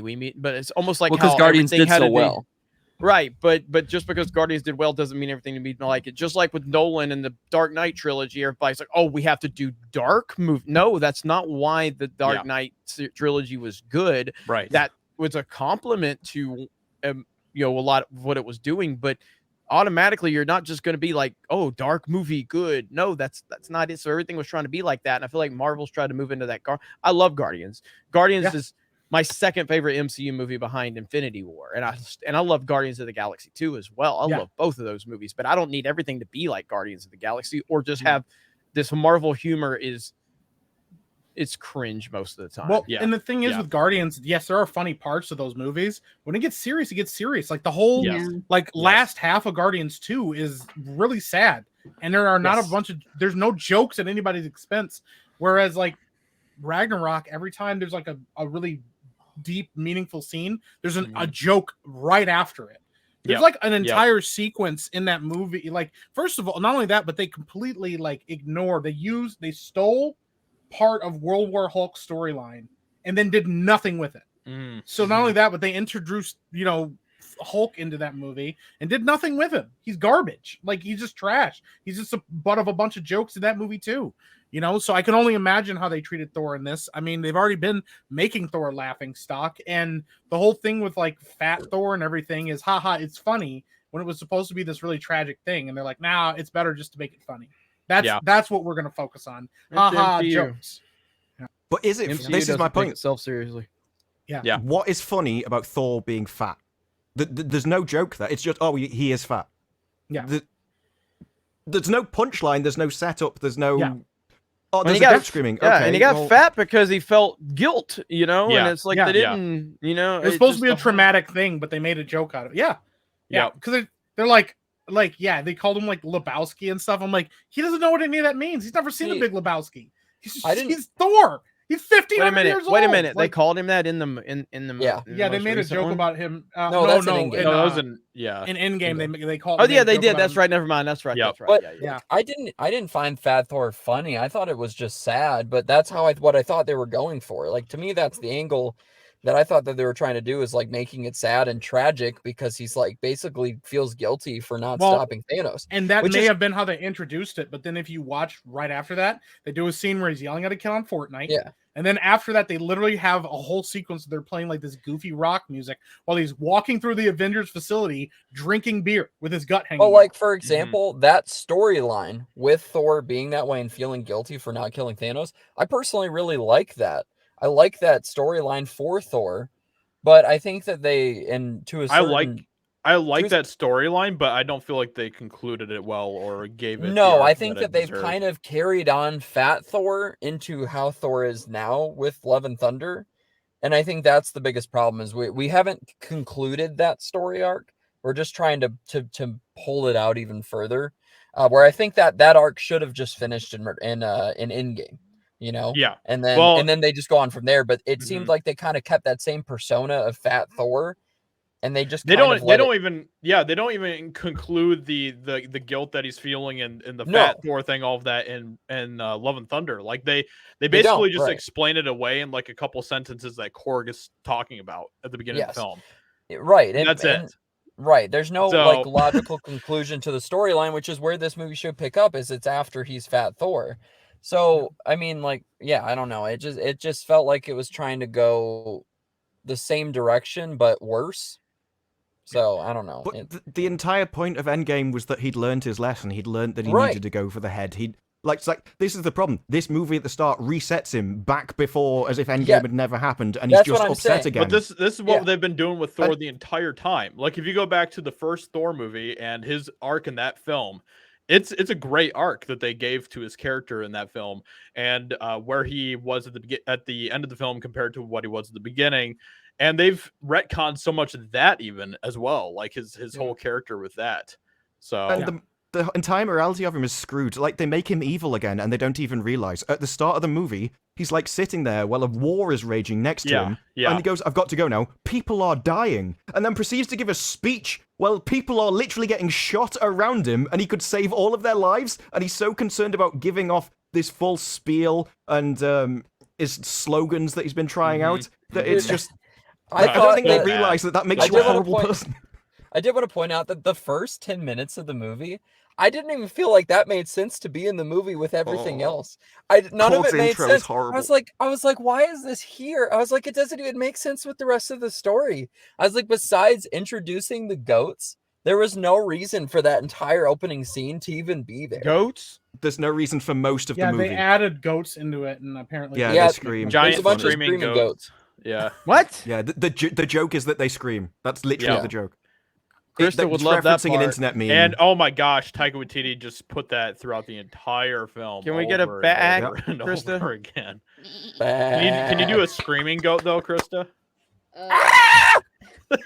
I think my neighbors would like rush to my door. No, that was pretty good, Ben. I thought that was a pretty accurate representation. Do it again, Ben. Do it again.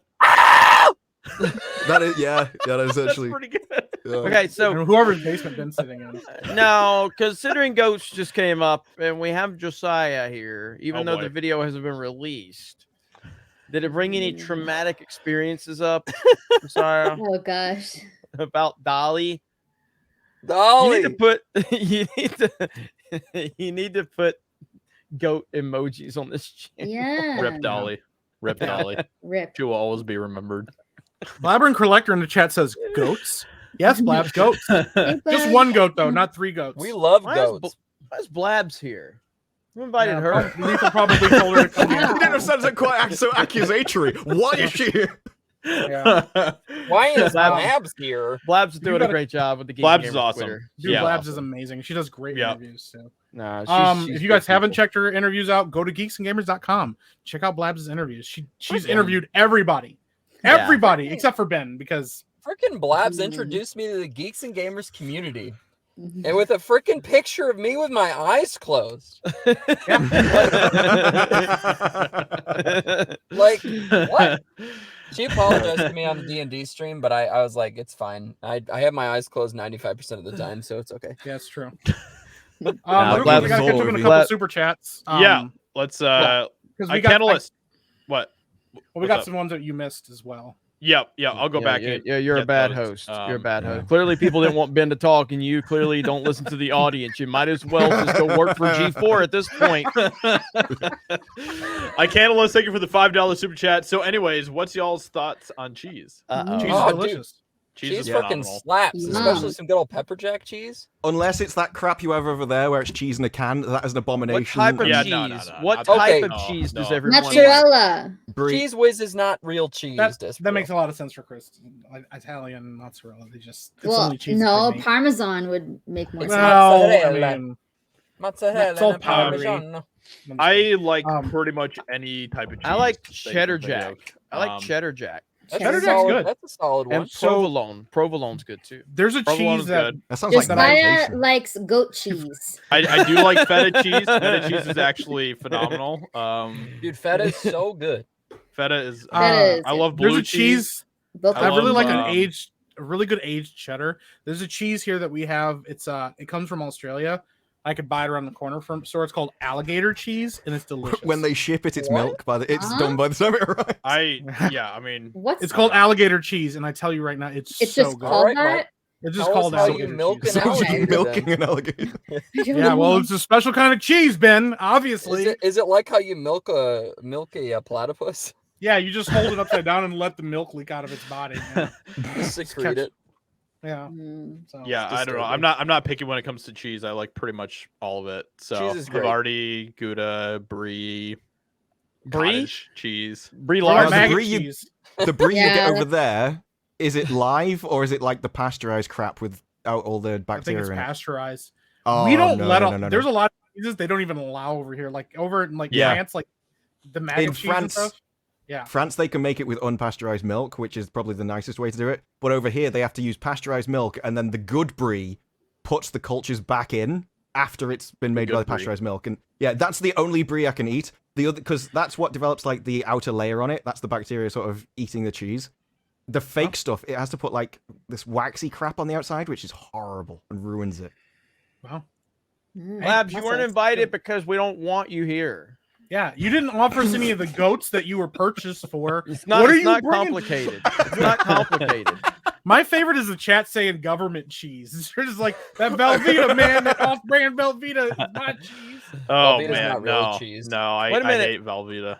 Ben doesn't even have a wrench in the chat. That's phenomenal. That's phenomenal. That's the, Yeah, of course. Of course not. Wow. He hasn't earned it yet. So Cheese whiz. That cheese whiz is good too. What? Oh my gosh. Hey. Let's see. Boomer Stick, thank you for the $5 super chat. Hey y'all, I just want to hear Josiah pronounce. Yep, say it. I don't even want. Much love from the Mike K. That's what You I'm can't saying. skip Much love You from paid money for you to pronounce that name. and cordial I want everybody to try it 'cause I know it. So, because he's a basketball coach. Krasuski. No. Yeah, that's what I would. Yeah, I No. would have said Krasuski. Anybody else? It's not It's- Krasinski because I've heard Krasowski. Shashevsky. I thought that Oh, said Mike. yeah, Mike. I thought that Oh, said Mike yeah, Wazowski at Mike first. I don't know. Mike Shazowski. Wazowski. Yeah. Yeah. I'd sue him for false advertising. You don't know Josiah, okay? You have no Jim Lee. What does he Good know old about Mikey comics? Mike. You know? Who's He's that my OJ Simpson favorite. guy? Did he He's play my a sport? favorite. Yeah. Yeah, but he's called Coach K for short. He was the coach of Yeah, the that's why I Blue said Mike Devils. K. Because No, I'm sure yeah. you did. I'm sure Yeah. you did. I'm sure you did. He didn't even But, know who Tom uh, Brady was. He's like, oh yeah, that guy. He plays sports or something, right? Much love from the campground and cordial salutations to Ben. Oh, thank Hi, you. Boomer Thank Stick. you. At least someone appreciates me. Boomer Stick is No, awesome. but He is he didn't say the that. editor behind the Epic Verse podcast and the this show as well. So thank you so much, Boomer Stick. Appreciate you. Just Did you know forget the Josiah name will of your own never show? Josiah will never appear on Sports Wars. Don't worry. It's never happening.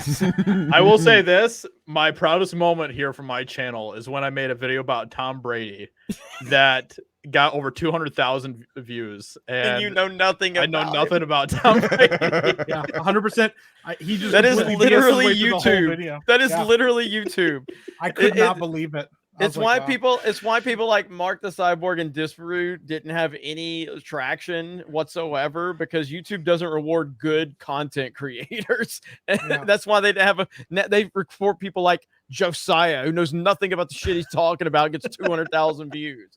Dude, Yeah, and Luckily it, Disparu's now crushing it. Tom Yeah. Brady's I like my learned to favorite talk about athlete. whatever's in the news, not what you want to. There you Why go, don't you make yeah. a review about this thing I like? Because I like it, so no one's interested. Exactly. Well, that's my exactly. favorite part. I just got to shout that out to you, to Disprove, because he's like, "Hey, I really like this show, Terminalist. It's pretty good." And everybody's Yeah. like, "Okay." And he's like, "You know what? All right, My worst fine. video in over 2 months. Yeah, fuck it. Yes. I don't yes. like the boys." And everybody's like, "You son of a bitch!" And then everybody Oh. watched it. Yeah. It's Yep. like- Exactly. And then I Exactly. did one instead of Top Gun. Instead of doing a review saying I liked the movie, I just instead was nasty about the people who didn't like the movie and gave it bad reviews when I liked it. That one got 131,000. So just crap on people who don't like what you like, and that's the key. Yep. Dude, my terminal list video that I released, okay? My terminal list, I released it a day and 21 hours ago, so nearly 48 hours. And it has right now, it has 18,900 views in 48 hours. Yeah. The most recent Star Wars video I uploaded got 22,000 views in the first hour. Mm-hmm. Yep. So, Yep. Exactly. and these fucking losers on Twitter want to whine and go, well, you guys just, hey, YouTube algorithm asked for it, we're gonna give it to you. So Yep. Yeah. that's what- Exactly. I'll just Yep. tweet, So- I like this.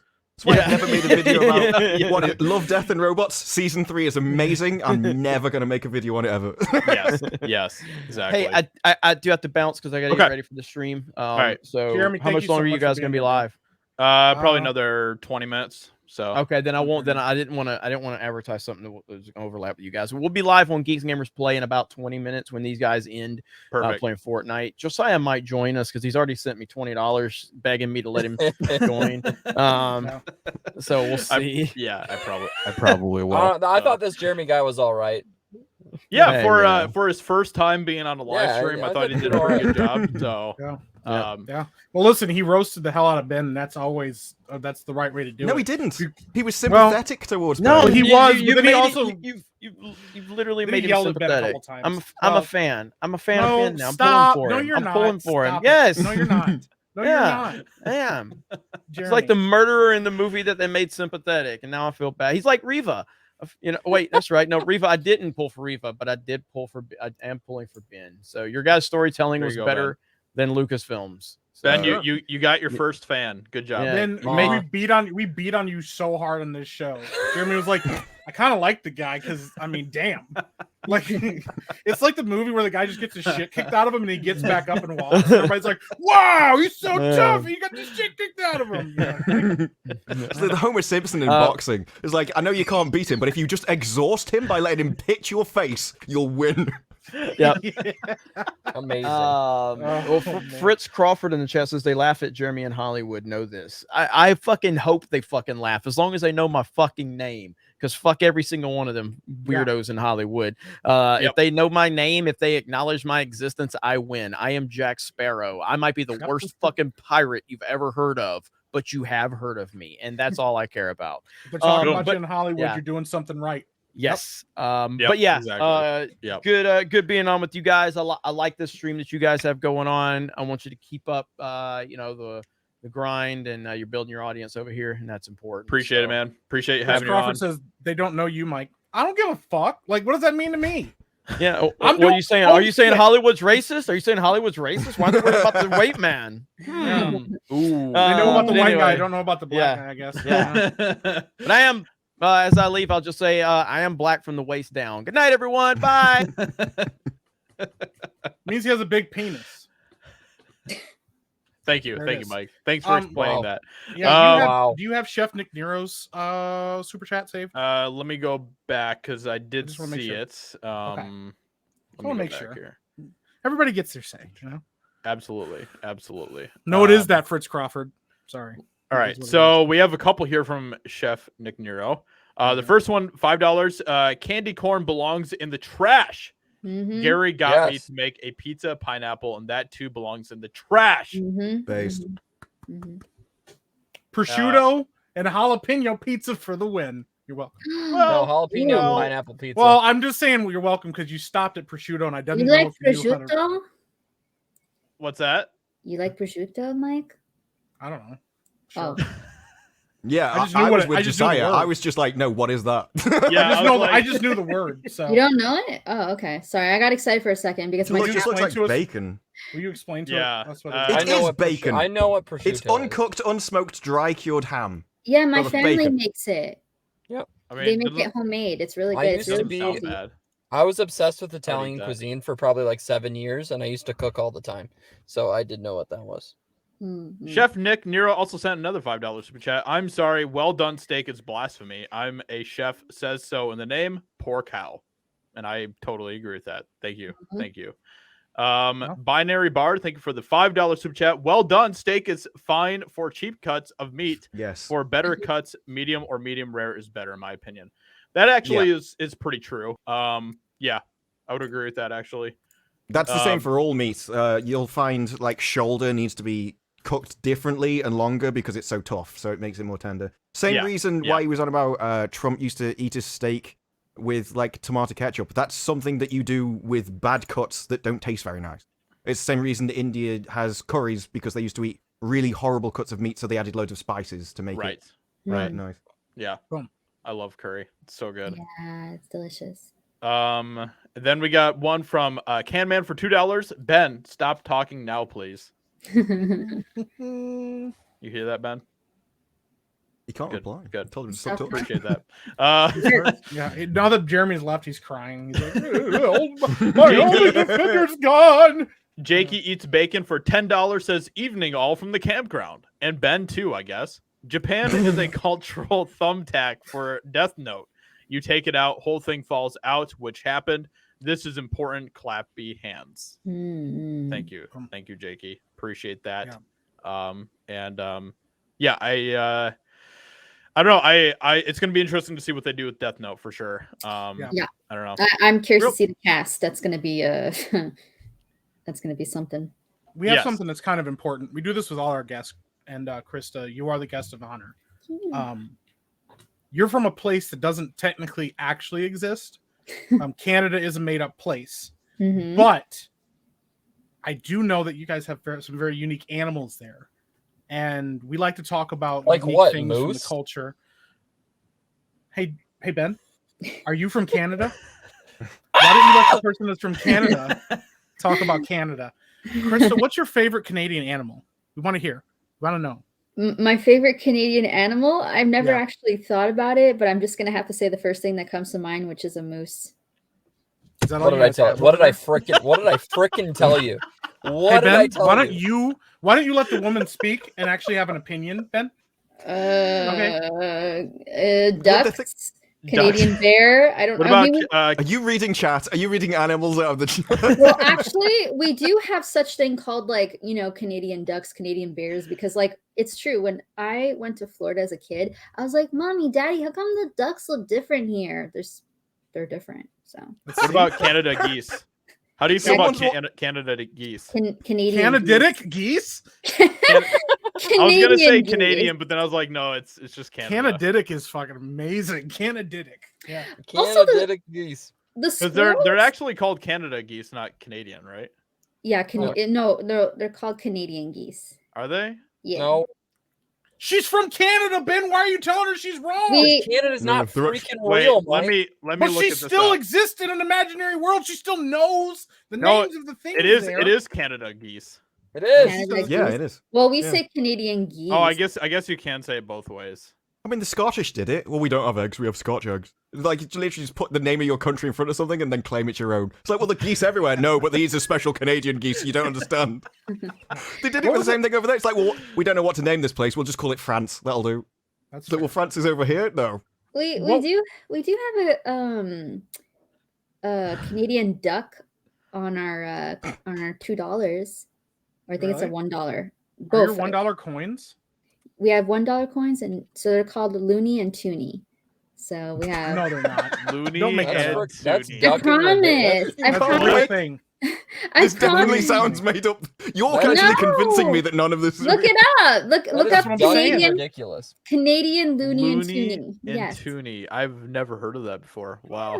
That's my favorite thing, though. My favorite thing dumbest- is that someone's clearly watching the stream earlier at a different time, and someone's just put, "Thanks, Disbrew, you've ruined cheese for me now." And I'm like, that was about half an hour ago, and I'm just Okay, so let me ask this then. Okay, because what was it like coming to America for the first time? Was it a fun experience, a bad experience? Lethal, last time Lethal was on the show, he said that we're super basic here in America, and we're basically just the bro of the world. Right. Was that your experience? I want to say that my experience was a little bit different than other people around Canada because of the province I live in, which is Quebec.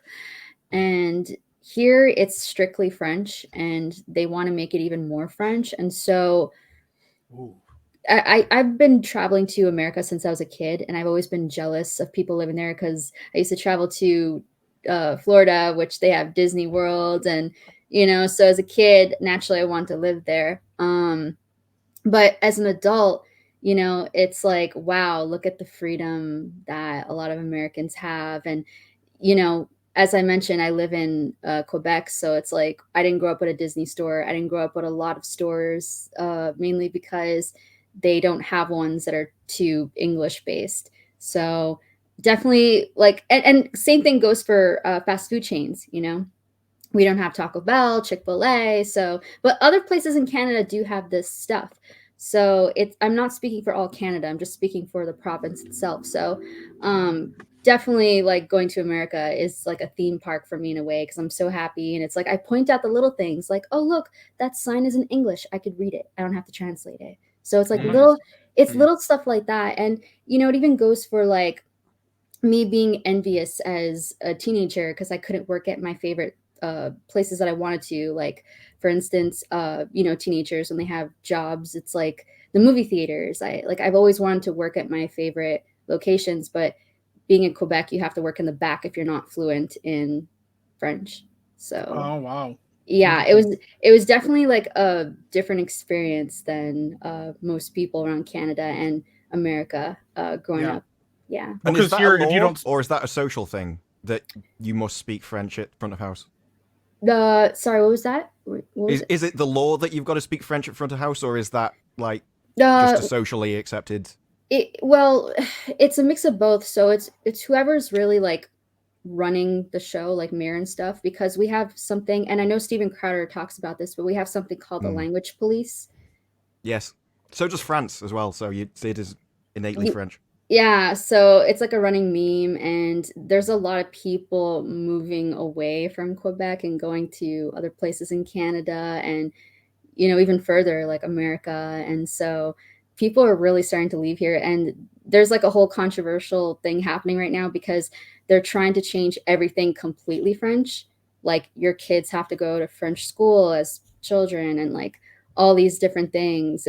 I remember 3 years ago, there was this whole thing on the news, which was so dumb. So, when you go to a children's playground and before you go down like the slide, there's like those little twirly things. And they had, all the planets like Mars, and they had the moon. And it says, in English, like Jupiter, whatever. Mm-hmm. There was like a protest to change that from English to French. Wow. Yeah. Wow. So they're really, really strict on it. And to the point where it's like you can't even open up a business in English lettering. Crazy. Yeah. I think you were telling me about this, Krista, last time we were in Florida. Mm-hmm. Like the police there are pretty crazy, right? Like the French police. As far the language police, yeah. Yeah, the language police. That's it. Yeah. Mm-hmm. Yeah. It's kind of nuts. I mean, we don't like over here. It's just if you don't speak English, we shame you and then we put you in the back. See, but we have a similar thing in Wales because Welsh is dying out. They're so desperate to keep Welsh alive that they're sort of by law making like all street signs must be there, all road things must be there in the same one. But my favorite thing is a lot of Welsh people don't speak Welsh. So you get cases of like, there's a road sign that in Welsh actually has this guy's like answer phone message because he just phoned it up and the guy spoke his like, can you please leave a message after the beep? And then he got translated into Welsh and put on a sign. And that the ultimate one is, on roads where it's like look left and look right, depending on which way the traffic. In Welsh, it tells you to look left, which is where all the traffic's coming from. And in English, it said look right, so everyone gets run over. It was amazing. It's like it's one of the things where the Welsh are like, I don't actually know if that was an accident or deliberate. I wouldn't put it past people. Welsh is a beautiful language, though. Yeah, you get a lot of spit on you when you're talking to him. Wells. Oh, that's amazing. Wow, that's interesting. Yeah, I mean, we just kind of take it for granted here in America that we have a lot of freedoms, and I mean, the thing is, we do pretty much shame anybody that doesn't speak English, unless you go into certain places where they obviously don't speak English, and that you're like outnumbered, and then you just don't go to those places like nail salons here and stuff. A lot of nail salons are owned by like certain types of people. I'm not trying to stereotype, but it is the stereotype, and they absolutely do talk about you in their language. 100%. And like where I'm from, like where I lived in Michigan, there's a very, very, very large Hispanic community. And like, if I was one of the only people there that didn't speak Spanish, they absolutely talk about you because everybody watches you walk in the room. They all look at each other and say things, and then they look at you and you're like, cool. Exactly. Cool. That's they have awesome. They have that little mischievous smile. And I do got to point out, I thought this was a really profound thing that somebody said in the chat. Toxic Masculinity said, America invented English and we shared the language and taught it to the British. And I saw Disparu's smile when it popped up in the chat. Yeah, it's like you literally took a language and somehow got it all wrong. That was amazing. It's like you just deleted entire letters from words and then changed the aluminum. What on earth is aluminum? I still don't. It's like even over there. And I want to know if I went over there and started asking for aluminium, would I got looked at weird? Would that be yes? Oh yeah. Absolutely. Is that because they wouldn't know what it was, or they'd just be like, "That's not the word"? Both. Because it isn't entirely like there's only an I, but it's at least when we say color, it's not going to be the same. It's like you go to Ireland and you ask for a Coke and no one knows what you mean. You have to ask for a cork. At least that's just the accent, not anything else. Yeah. What about a cork, please? My favorite thing about the American language is just you're like, no, this needed to be more descriptive. So we have a pavement that you walk on. You're like, no, you walk on the side of the road, so it's a sidewalk. Everything is it's not a bin. It's a waste paper basket. You know, you have to even know the exact thing that goes in this bin. Yeah. Hey, listen, we recycle around here a lot. Yeah. For years, people were just shoving paper into it. Like, no, we have to tell them it's for waste paper. That's for waste paper. That's the garbage can. Yep. Bathrooms, restrooms. There's a difference. Apparently, you have a trunk. Like your cars are elephants with trunks. Yeah. Yeah. Absolutely. The hood. Yeah. Yeah, have you seen? Do you know that the front of our hood it would be bonnet? I don't know. Bonnet. Yeah, What's the back of your car then? Fuck. If like it's not the trunk, that's one of those. You know when you ask a question that you've known your entire life, you're like, I have no idea. Do you just say the back or the fanny? Well, I put myself into like American mode, and now no, it's oh my god. I can't even remember. I like literally. I was thinking of a load of American words, and now I've been like, the boot. Is this like, the boot? I've been infected. Yeah, the boot. That's it. The bonnet and the boot. Oh yeah.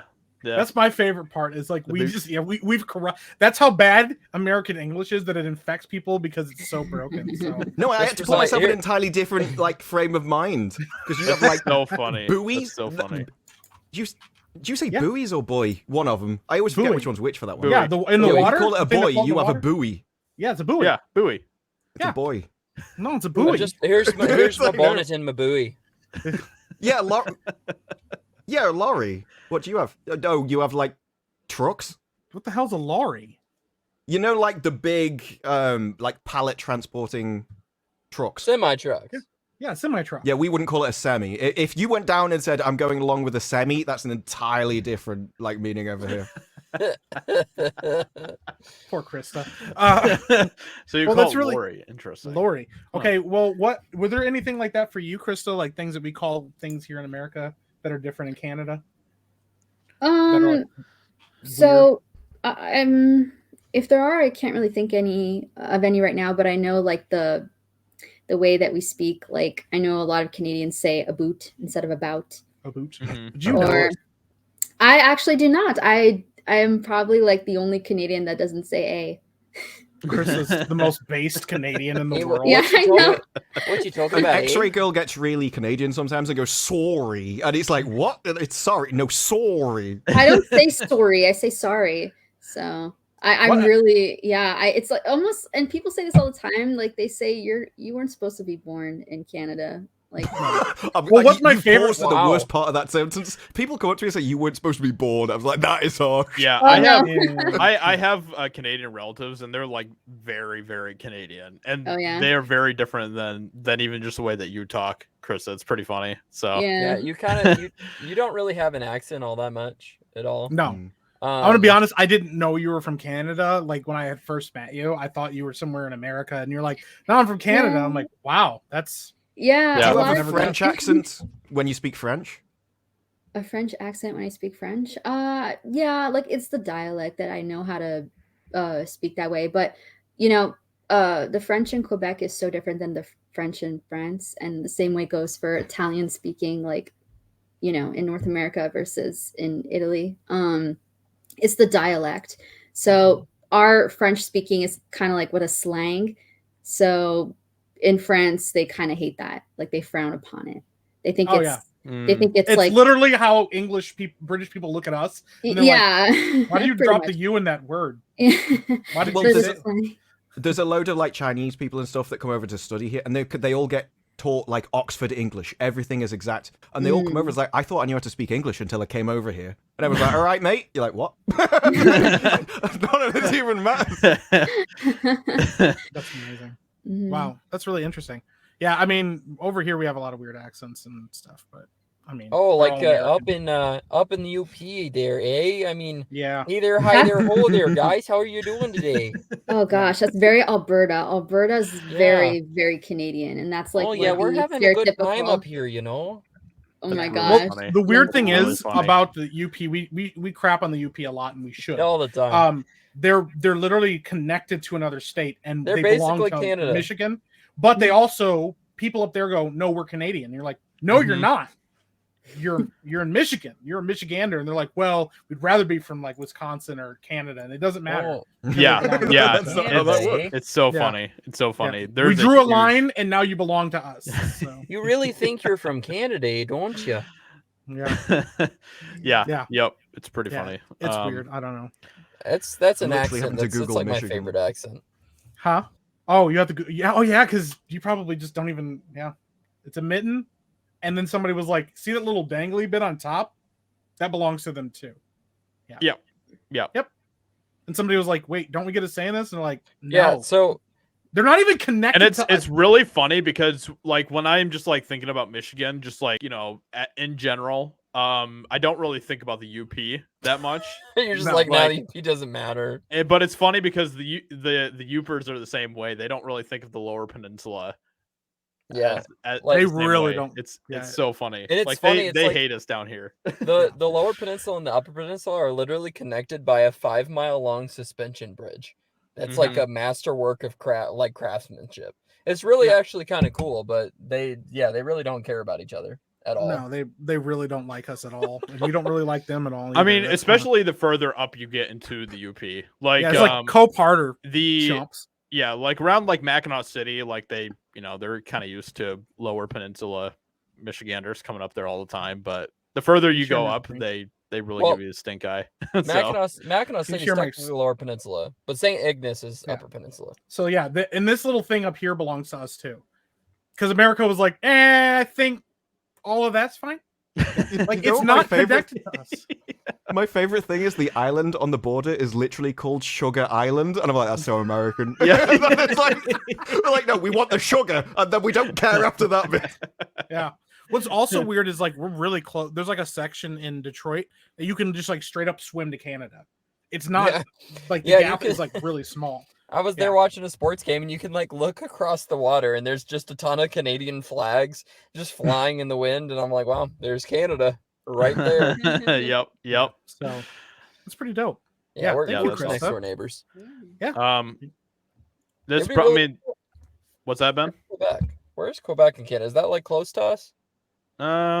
You guys are in, I think you have to go through Ontario to get to Quebec. Yeah, it's on the east coast side. Yeah.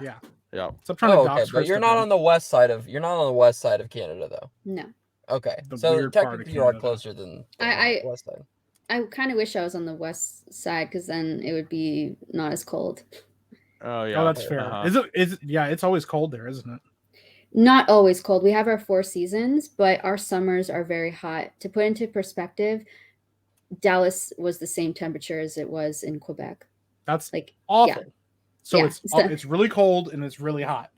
That's kind of nice. Nice. Yeah. We but the best season in my opinion is the fall because Canada has so much beautiful landscape and seeing like the leaves change colors is the best thing ever. Yeah, we have that in Michigan, and we have people come over here and like, oh wow, the leaves are changing, and they're like, yeah, and I have to rake them out of my yard. This sucks. I have a leaf blower, so there you go. I'm prepared. Awesome. Yeah, that's awesome. Yeah, there's a lot of beautiful places in Canada I'd like to go visit someday. Yeah, same. Yeah. Yeah. I always some say beautiful mountains there. Yes, I always say beautiful place to visit, not a great place to live. So right. There you go. We'll have to figure that out. Yeah.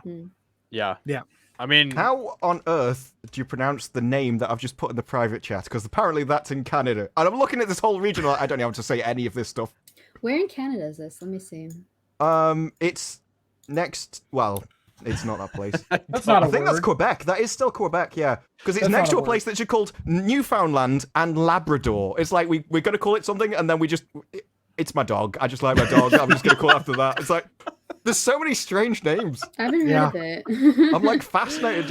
It's North Quebec. Look, Carvenica. That's not a word. That's somebody you just randomly typed letters on your keyboard. I know what you did. Wow, that's hilarious. All around this area is like names like that. One's like Ivyulvijivic. It's like Russian names. God. Kang Ik Sujchan. It's like what? Well, there's also this one. I mean, this is in where is it? The Welsh, the name of that one Welsh town that like nobody can pronounce. Yeah, Or the one, the one that ends. The Anticilio go one. Yeah, I don't like that you even were able to say that much. Yeah, it's like something like Lanfair, Prilgwyn. I could read it if I had the thing in front of me. I know the start and the end off by heart. But I used to go there. It was part of our holidays. I used to holiday on Anglesey quite a bit. Really? Oh, interesting. The best thing was, that's not even its name. That's a name they literally made up, so it was specifically the longest name to get tourists. No, like, it was... Well, damn. Sounds all right. The ultimate trap. I respect it. Well, we have a place here that was like that, too. It was called Hell, Michigan. So you're like, oh, welcome to Hell. And then for a little bit, they changed it. And they were like, yeah, not as many people are coming here, so just change it back to Hell. Like, yeah. And then you can, like, over here, because our politics are so jacked up, you can be mayor for a day over there if you pay enough money. You just give them money and they're like, you're mayor for a day. Like, you're the mayor of Hell. Congratulations. Yep. You gotta take a quick weekend trip to Hell. Yeah. The other weird part is that we actually have, I don't know if Disprove even has heard of this or not. We actually have like animals that have like hold public office here. Like there's a couple towns where there are dogs that are the mayor of town. Yeah. We don't have that. But we had things where the public could vote for what their national animal was, and Scotland just went unicorn. And it was like, what? Like, I didn't. No one realized you could you could just choose a fantasy animal, and it was like, that's a cool choice. We should have done that. Wow, that's amazing. I love that. Is Scotland like the contrarians? Like Scotland like the contrarians?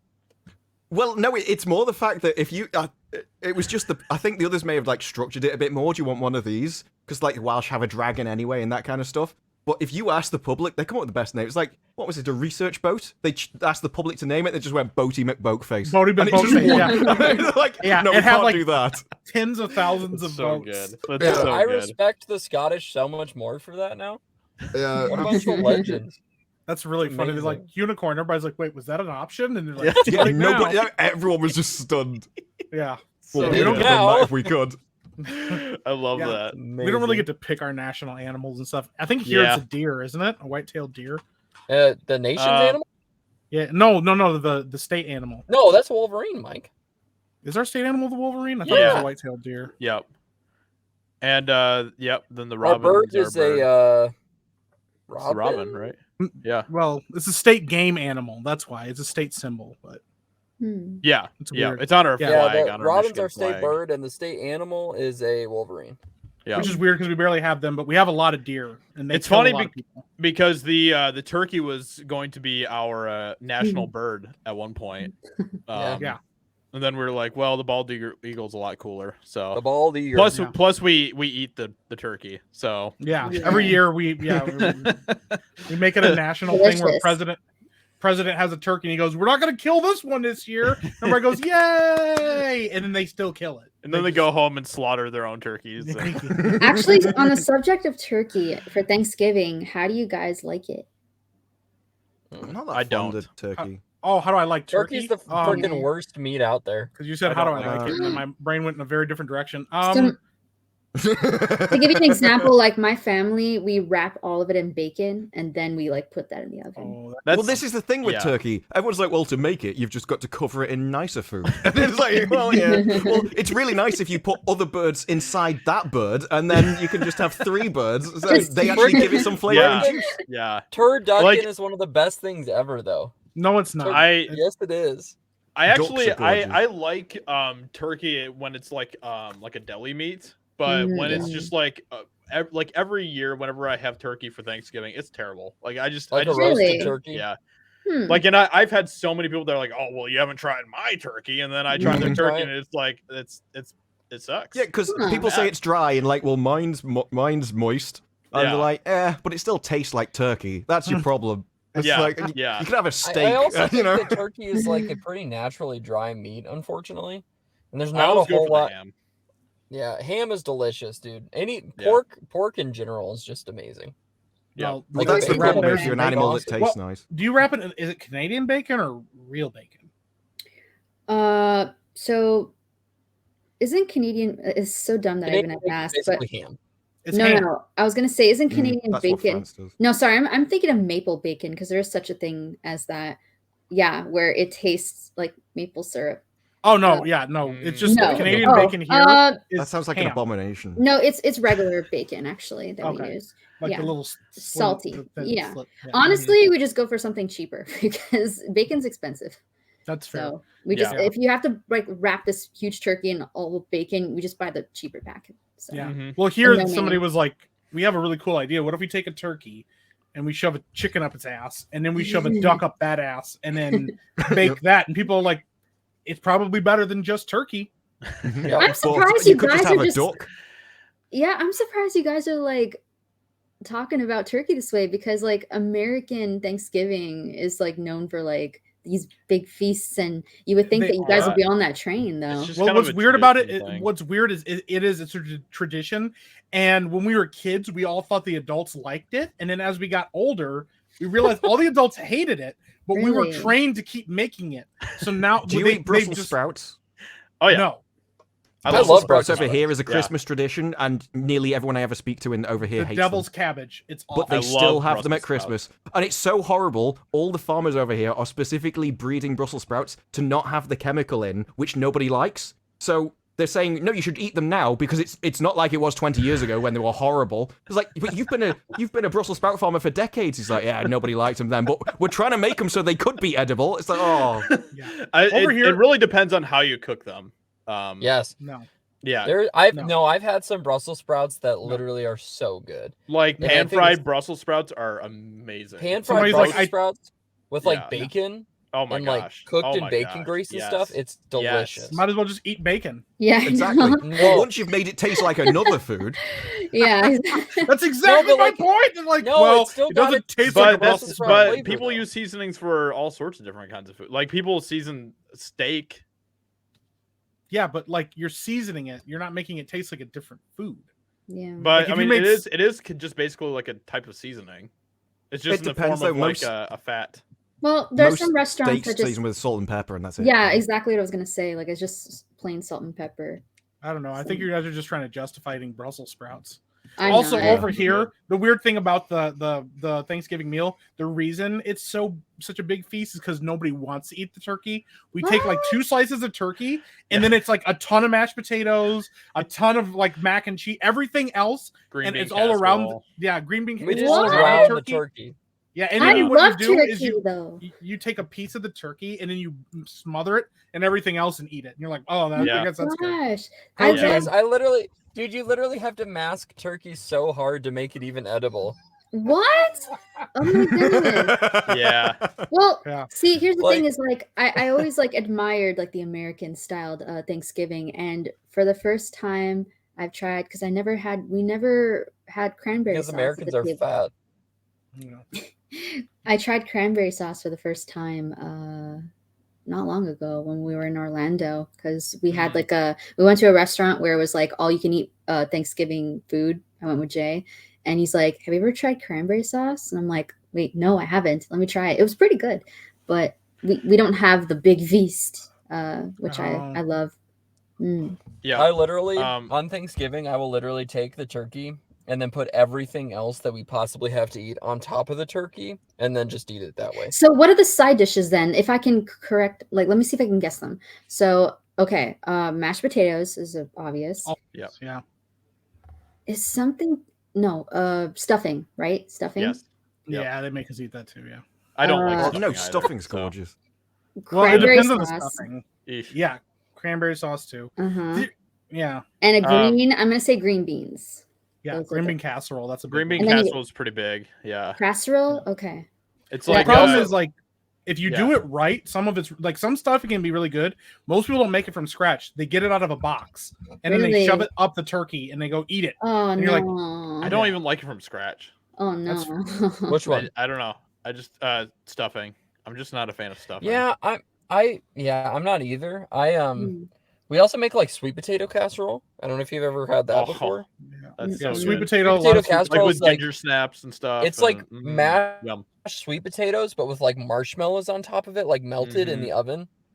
And with brown sugar. Yeah. They basically just go like take this sweet potato and then just inject it with sugar and marshmallows and eat it. Wow. You don't put marshmallows on casserole. I never heard of that either. Yeah. It's a thing people do. That's just I'm telling you. Yeah, we also it's a make nightmare pretty over much here. every kind of pie you can imagine too. Yeah, every yeah, kind of pie. I forgot about pie. That's the dessert though. I love Yes. apple crumble. Yeah. Yeah. Yeah. I don't really like pie. It's not my thing. No? With I like some cake. ice cream? Yeah, cake is good, but presumably you better. have pie as like a meal as well, though. Like you'd have like Yeah, like a steak pie chicken and pot stuff. pie or something. Yeah. chicken Well, pot pie. I don't think I've ever seen a steak pie, but it's pretty much just chicken pot pie. Like that's our go-to. Oh, we You're have like- loads. Never tried Yeah. it. I've had chicken pot pie is Steak and delicious. ale pie is gorgeous. I've had what is it? Shepherd's pie. Yeah, I just had shepherd's pie Yeah. tonight. I'm not a big fan of shepherd's pie. Neither am I because it's pie. That's like I don't think I've ever seen Krista's reaction to that to foods like that. I That's was like, the oh no, only- shepherd's pie. There's a story actually with that is why snap. that's the only food where like it just I could like throw up by smelling it, looking at it. Yeah, because when I was a kid, because both my parents are immigrants and so they both went to work and worked really hard, and so after like my mom, you know, like she couldn't care for me anymore, so I had to be put in daycare, and in the daycare they didn't have the Italian cuisine that I grew up with, right, like at home. So they served shepherd's pie to me, and what they put on the shepherd's pie was ketchup, and there was corn. It was a mess. What? It was like it was disgusting. They And put your own. That's yeah, and they put ketchup on it for you rather than just giving you. I was a kid, yes, and I remember this is all they had. They were like, "Here you go. This is lunch," and I ate it, and I remember throwing up.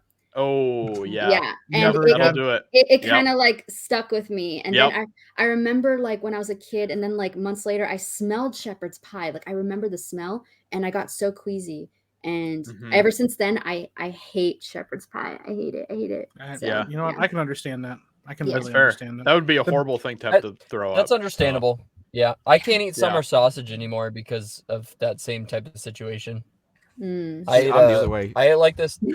Yeah, it's like a sausage roll or whatever, but it's like a smoked sausage roll made with venison. And I ate it once and then got the sickest I've ever been in my life, and I will never eat it again. That's fair. See, I used to love Turkish Delight, and then I literally got given it like for days, and now I can't eat it. Even the That's thought fair. of Turkish Delight makes me like. I've I had used it to be my one favorite time. sweet. I had it one time and I loved it as a kid, and I've never Yeah. had it again since then. So I had Turkish Delight for the first time after Lion the Witch and Wardrobe because Same. That's exactly why I had it. Yeah, exactly. Yeah. You're like, I want to turn evil. Yeah. Yeah, exactly. Yeah. So for Canadian Thanksgiving, is ham kind of your primary meat for that, or? No, like we just have strictly turkey. That's it. Oh, really? And usually you guys make your turkey better though. And yeah, and usually the Maybe. men get the legs. Yeah, so Men do love getting it's not like called dibs. It's like nope, we give it to the elder, and if he's a man, so Nice. Well, it's one of the benefits of carving. You get to choose your own first. Yeah. Dude, Yeah, that's actually- one thing I will. Oh, sorry, Krista. Keep going. no, it's okay. Actually, fun fact: I'm the only one that knows how to carve a turkey in my family. So Really? Wow. I like a bird. Yeah, I'm the one that knows how to do it. So I do it. She like pulls out. She's like, I'm getting the leg now. Yeah, these legs are mine. She just like pulls them both off and puts them on her plate. She's like, "Come at me if you know." Miss Brew, as the expert British lad here, how would you describe Turkish Delight? I'm not even sure what its center is. I'll have to look it up. Isn't it It's like like a a jelly? jelly center Yeah. covered Like a jelly in chocolate. Mhm. But I'm not sure what it's actually. Then I'm it's not like even sure coated in how it powdered describes sugar. the taste. It's a jelly, usually strawberry or cherry, and it's coated in a powdered sugar. Yeah. Yeah, apparently the gel's just starch and sugar, Yes. Okay. Yeah. flavored with rose Really water. simple. Yeah. It's Oh simple. wow, Yeah, it flavored is with like a- rose water, mastic gum, It's a dessert. bergamot orange, and Mhm. lemon. Yes. Yeah. Really I simple. kind of dig it. It's kind of based, but yeah, I think Yeah, it's pretty small tasty. chocolate cubes with icing sugar on. Although I don't think we had the sugar, we just had the chocolate. Mm-hmm. Yeah. Mm-hmm. I Yeah. do have another question, Krista, for a Yes. food. Mhm. Is a Quebec pizza a real thing? It's funny that you guys are like asking me questions about like, because here's the thing is like, because I am Italian, my parents are immigrants, my food was mainly just Italian food. So we're not down with the Quebec cuisine, but one popular dish in Quebec is called poutine. I know you guys like to call I know what poutine is. Yeah. Yep. Yeah, poutine. But Poutine. as far as the pizza goes, like I've tried local pizza around here. It's pretty good. Gotcha. I wondered because I watched a movie one time, and a guy said that he was going to make somebody a Quebec pizza, and it was a Pop-Tart with ketchup. Yeah, it was a Pop-Tart with ketchup. Pop-Tart with ketchup? Ew! I never heard of that. Now the movie was called The Love Guru, and it probably was a joke. But I had maybe. I had to find out for sure if it was. Real. He was like, "I'm going to make you a Quebec pizza. These Pop-Tart with the ketchup," and I was like, "Wow." We do have such thing called, and I'm sure you heard of it, ketchup chips. Have you ever heard of those? Yeah. Yep. Yeah. So that's a thing. And, it's not as bad as you think. It's up there with salt and vinegar chips, which some people hate it, some people love it, but I love it's one of the, there you go. Then you'll most likely love ketchup. I don't chips. like that you said it like that, Ben. Oh, God, I love those. It is my favorite. That's my favorite kind of chip. Yeah, my wife and daughter love those ones as well. So Oh, you mean crisps. So Canadians call crisps chips as well. Yes. I'm never sure. You call them because we're right, and you're like salt and vinegar chips, and I'm like, yes, everyone has that. Everyone puts salt and vinegar on chips. That's perfectly normal. And they're like ketchup. I'm like, yeah, ketchup goes on potatoes as well. Crisps. What is it? Crisps. Oh, you're talking about fries though. Your chips are fries, right? Yeah, the Spruce chips are fries. Yeah, like fries here are chips there. Fries are like the long. Yeah, like. But the thing is, we would still call like, we'd probably call them both, but we could classify like McDonald's chips as fries, like a different cut. But if you had like potato wedges or something like that, you'd never call like chunky chips fries over here. Oh, so when you go to McDonald's, then Despero, do you ask for French fries or do you say crisps? No, we would never utter the name of France in England. That's amazing. And fries. Well, yeah, you just ask for a meal, but they would probably ask about fries. Yeah, McDonald's would always call them fries generally. Okay. Interesting. It's probably it's probably a like universal language at McDonald's, I would assume. Yeah. But it's the same thing with like biscuits and cookies. It's like they mean different things over here. Yeah. Biscuit. Yeah, biscuit is like not sweet, and it's. I've heard of your biscuits and gravy, and it's like it's not biscuits and it's not gravy. No, biscuits and gravy is so good. Yeah, it's goated. It's so goated. It's one of the best breakfasts ever. Absolutely. And then you guys are like biscuits, and I'm like, that's a cookie. Like, no, it's a biscuit. It's a cookie. Over here to eat biscuits and gravy. Yeah, I'm gonna smuggle it across. Honestly, international. I tried that for the first time too. Hey, there's that much fat in it. It's probably preserved. Are we gonna fly him out here for October? No, we're gonna kidnap him. We've already. I can't. You have restrictions which I couldn't follow. Wow. So what I'm gonna do is I'm gonna fly over there. No, we don't. I don't. And I'll come back with a human-sized You do, bag. from what I looked up. Yeah, we do. I'm gonna come back with a human-sized bag with nothing in it. There's nothing going to be in the bag. I'm just going to go over there, come back with a human-sized bag, and then somehow there will be a British guy. Golf clubs. Yeah. No, there's golf clubs. It's moving. They're really nice golf clubs. Yeah. Shovels. It's next generation. It actually hits the ball for you. You just open the bag and it does 18 holes on its own. Yeah. So, are you talking about like testing and stuff or vaccination? Oh God, Ben, you're still on this. He said he doesn't want to come over here. Oh, I mean he doesn't want to hang out with us. It's fine, Ben. One of these times we'll convince Disper to come over here. Well, I already said I'm going to kidnap him. I don't know why you guys are not. I have already admitted to it. That was me convincing him. They just changed a bunch of the laws last month. So, well, there you go. Yeah, as a side thing too, I just want to point out, I thought this was funny. I was talking to a D&D group the other day about the G&G stream that we're doing coming up on the 25th. So go check that out on the 25th on Mondays. And somebody was like, "Oh, are you playing like, what are you guys playing or whatever, blah, blah, blah." I was like, "I don't like playing short races. Like, I don't like playing dwarves or gnomes, halflings, none of it. I don't like playing any of those things." And they're like, is it because is it because of blah, blah, blah, blah, blah? I'm like, it's because of the xenophobia.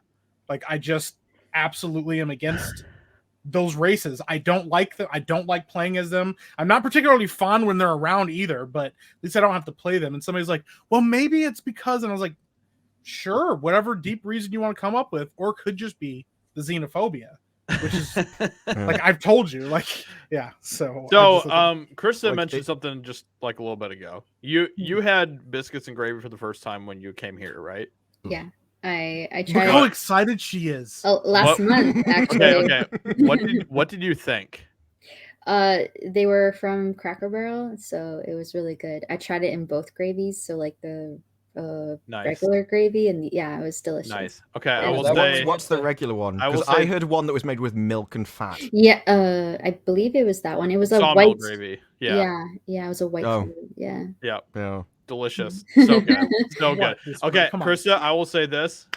Actually, next time we get together, I will make biscuits and gravy. Yeah, I want to join you on this. I will tell you this. I will tell you this. My biscuits and gravy is like 10 times better than Cracker Barrel's biscuits and gravy. So. I believe that because, guys, Josiah is a really good cook. He cooked for me and Ben too. So they're both great cooks. Josiah cooked for me. It was fun. Josiah in charge can keep Ben in check. Ben by himself makes weird foods. Ben made really good mac and cheese, though. That's because Josiah was telling him what to do. Ben puts olive oil in his vanilla ice cream. Wait, what? Okay, first off, okay. No, you can't defend yourself. Olive oil is Italian gold. What are you doing with that? Yeah. Italian Look how man.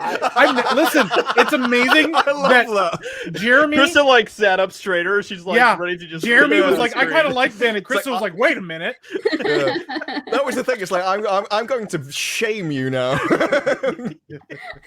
What are you doing with my heritage? Please explain yourself, Benjamin. Yeah. Benjamin. Okay. All right. So here's the thing.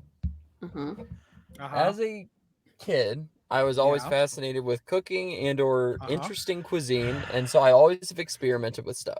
This was not something I experimented with, though. Interesting. One of my favorite chefs is Jamie Oliver, who is from the UK, who Disbrew might know of. The Naked Chef. Yep, the Naked Chef. And one of his biggest recommendations, and he said this is... I freaking love Jamie Oliver. Jamie Oliver was a huge... What did you say? I was like, the Naked Chef. Yeah, we know. That's his name. That was his nickname. He had a program over here called it. Yeah. Amazing. So Amazing. So Jamie Oliver. So that's why Ben likes to watch. Experiment with food. Okay, he's literally one of my favorite chefs next to Gordon Ramsay. Oh yeah, apparently. Anyway, one of the things he recommended in one of his cookbooks was vanilla ice cream with olive oil and sea salt. And I was really hesitant to try this. I was like, okay, that seems a little weird.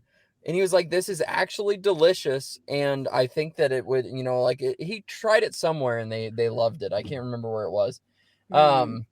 And so I tried it and I was like, man, this is freaking amazing. And the combination of flavors really works in a way that you just wouldn't expect. And so I tried to get everybody to try it. I think Josiah is one of the only people I've actually gotten to try it. Of everybody that I've talked to, but it's fantastic. It's freaking. Do you know Heston Blumenthal? No.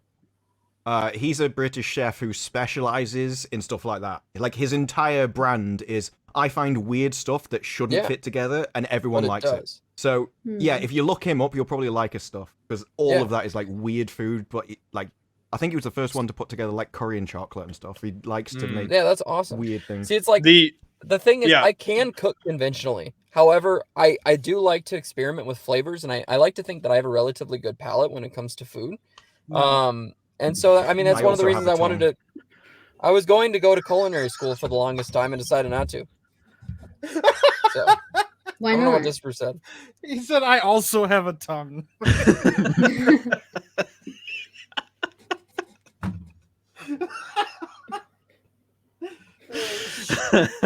Ben just silent. Like the fact we can't see his face makes it even better. He just doesn't say anything. He just sits there. Oh man. Tom Hanks. Oh god. Yeah. So Ben likes to put All of what I want is Come vanilla on. ice cream. So You know what? In Orlando, when we're all together, I'm gonna make poutine for you guys to try. We have to get Yes. cheese curds. We have to get the right gravy. oh yeah. and we're gonna I'm make all about that. some all crisps, about it. as Disparu likes to call them, or French Oh, that's fries, me. however Yes. you guys see. Yeah. and Yes. I'll make it for you guys to try. Yes. I love it. Heck yeah. Let's do it. So let me get to some of these super chats here. Yeah, Where was I We've at? done really bad. Yeah, the conversations have been fantastic. So Dude, Krista, you're awesome, by the way. Thank you Aw, for being thank you. here and hanging out with I- us. I'm having a lot of fun. Thank you guys. We love again to for learn having about me how on. weird Canada is. I have a lot of stories, so I also love how aggressive you got with Ben when you were like, "What are you doing?" That was Wasting amazing. Italian- Italian gold. You're like, It screw is. yourself up. it is. If my mom or anyone in my family saw me just pouring olive oil on my ice cream, I would get the shoe to the head. Like, It was I'd be very whipped- Oliver Twist. You kind be- of just drew like, more. yeah.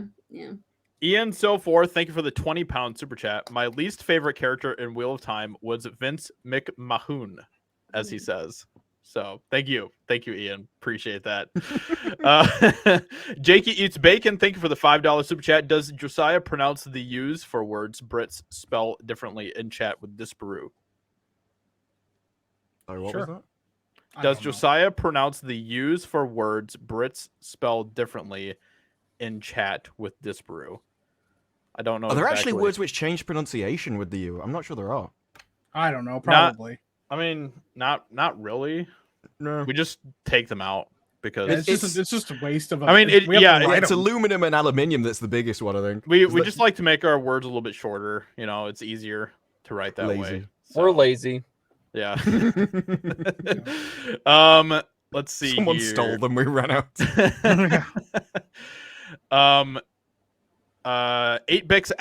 8-bit Axel, thank you for the 10-pound super chat. Has anyone checked Jeremy for head wounds recently? $50 chats. Team praise, or is this the clone Jeremy Grimes? Unfortunately, probably the Jeremy clone. isn't here, but yeah, it's probably the clone. Who knows? Yeah. I mean, you know, we all know that Jeremy is like an evil overlord who is control of all of our channels. So Yeah. Mhm. he has many ways to be everywhere at once. So That's true. Gerald Armstrong, thank you for the $10 super chat. Can't wait to see the Vince. Come on, pronounce it. We told you how to say it. Vince McMahon segment as the most replayed on this video. It's actually the easier way to say it as well. And like you're making it more difficult for you. So well, like when people say Worcestershire sauce, and you go Worcestershire. It's like can't it's so say much that. more complicated. You mean Worcestershire. Every American goes, "This is Worcester. so difficult." No, they say Worcestershire. It's like it's Worcestershire. Worcestershire. The Shire. They've all read Lord of the Rings. They're like, "Well, this must be how it's said." It's Worcestershire. Worcester. Yeah, It's pretty accurate. Worcestershire. Yeah. Yes. Taker 610, thank you for the $5 super chat. Ben and Ryan need to go kidnap the best French chef they can find and take care of that giant African snail problem plaguing Florida right now. Boom. That sounds like an epic journey that I would love to see happen. I think people just. I don't think people would know what to do with me and Ryan together. Yeah. I don't think Ryan would know what to do with you. If you Exactly. That's what makes it good content right there. I have a theory, but we'll just leave it there. The rookie critic, hey man, how's it going? Thank you for the $5 super chat. I miss when stories had endings, but now everything drags on for freaking ever. Also, the guy a few seats away was hysterically laughing at every joke. Yeah. Oh, I'm sure there's definitely some of those people out there that you I'm know. I'm glad he liked it. Well, he probably had brain trauma, Ben. So Well, yeah. I don't see what's funny about a goat screaming. It's just a goat screaming. Yeah, I mean, it kind of came close to funny the first time, but then after that, it just he just kept on using it over and over and over again. It was bad. He probably tried to use that joke close to like a dozen times in the film. Really? Oh yeah, every time they appeared, they just screamed. That was what they were there for. Yeah, that's weird. Oh, another thing that I hated so much about the film was the whole play that they did. that was kind of like Odin's death and stuff. Like when they that just dragged on. Oh my gosh, it just went on forever, dude. I was just like, and bro. Just after the goats, when they're in the ship and they're talking, they even make a joke about how because the goats are screaming, no one can understand the words that are being said. And I'm like, yeah, you understand that you're destroying your own movie and people are here to listen to you, and you're making a joke about it. It's like, no, we made this purposely trash. It's like, oh, okay. Yeah, exactly. Not good. Not good. No, not at all. Rookie Critic with another $5 super chat. Is there any connecting thread in this phase? Only watched like 3 films and no shows. The MCU is like the character arc of Thor. Good start, now lost. I mean, that's kind of what it's become. Yeah. Marvel. I mean, to me, it doesn't feel like there's any sort of through line with what they're doing anymore. It feels very chaotic. I don't know. I don't see where all of this is supposed to be going. Well, in the next Thor movie, what will happen is he'll be very sad because of the ending events of this movie. And so he won't know whether he wants to fight anymore, and he'll lose himself. And then he'll try and do a load of things to find himself, and he'll do them all very badly. And then after doing them badly for a bit, there'll be some kind of major thing that will threaten the world or the universe in some way. And then just right at the end, he'll find himself before forgetting himself because something horrible will happen. Well, yeah. Sounds about right. Someone clip that because that's prophecy right there. Yeah, it's impressive. Rookie Critic with another $5 super chat. Thank you so much, man. Appreciate that. I wish the MCU would tell a story where the only thing at stake is like one person or a job or their status. I don't know, something small but impactful. You mean a slice of life movie? I mean, and that's one of the things that I think a lot of, I mean, Hollywood just kind of suffers with this in general. Like everything needs to be bigger in order for the stakes to feel higher. And that just isn't the case. You don't need to do that.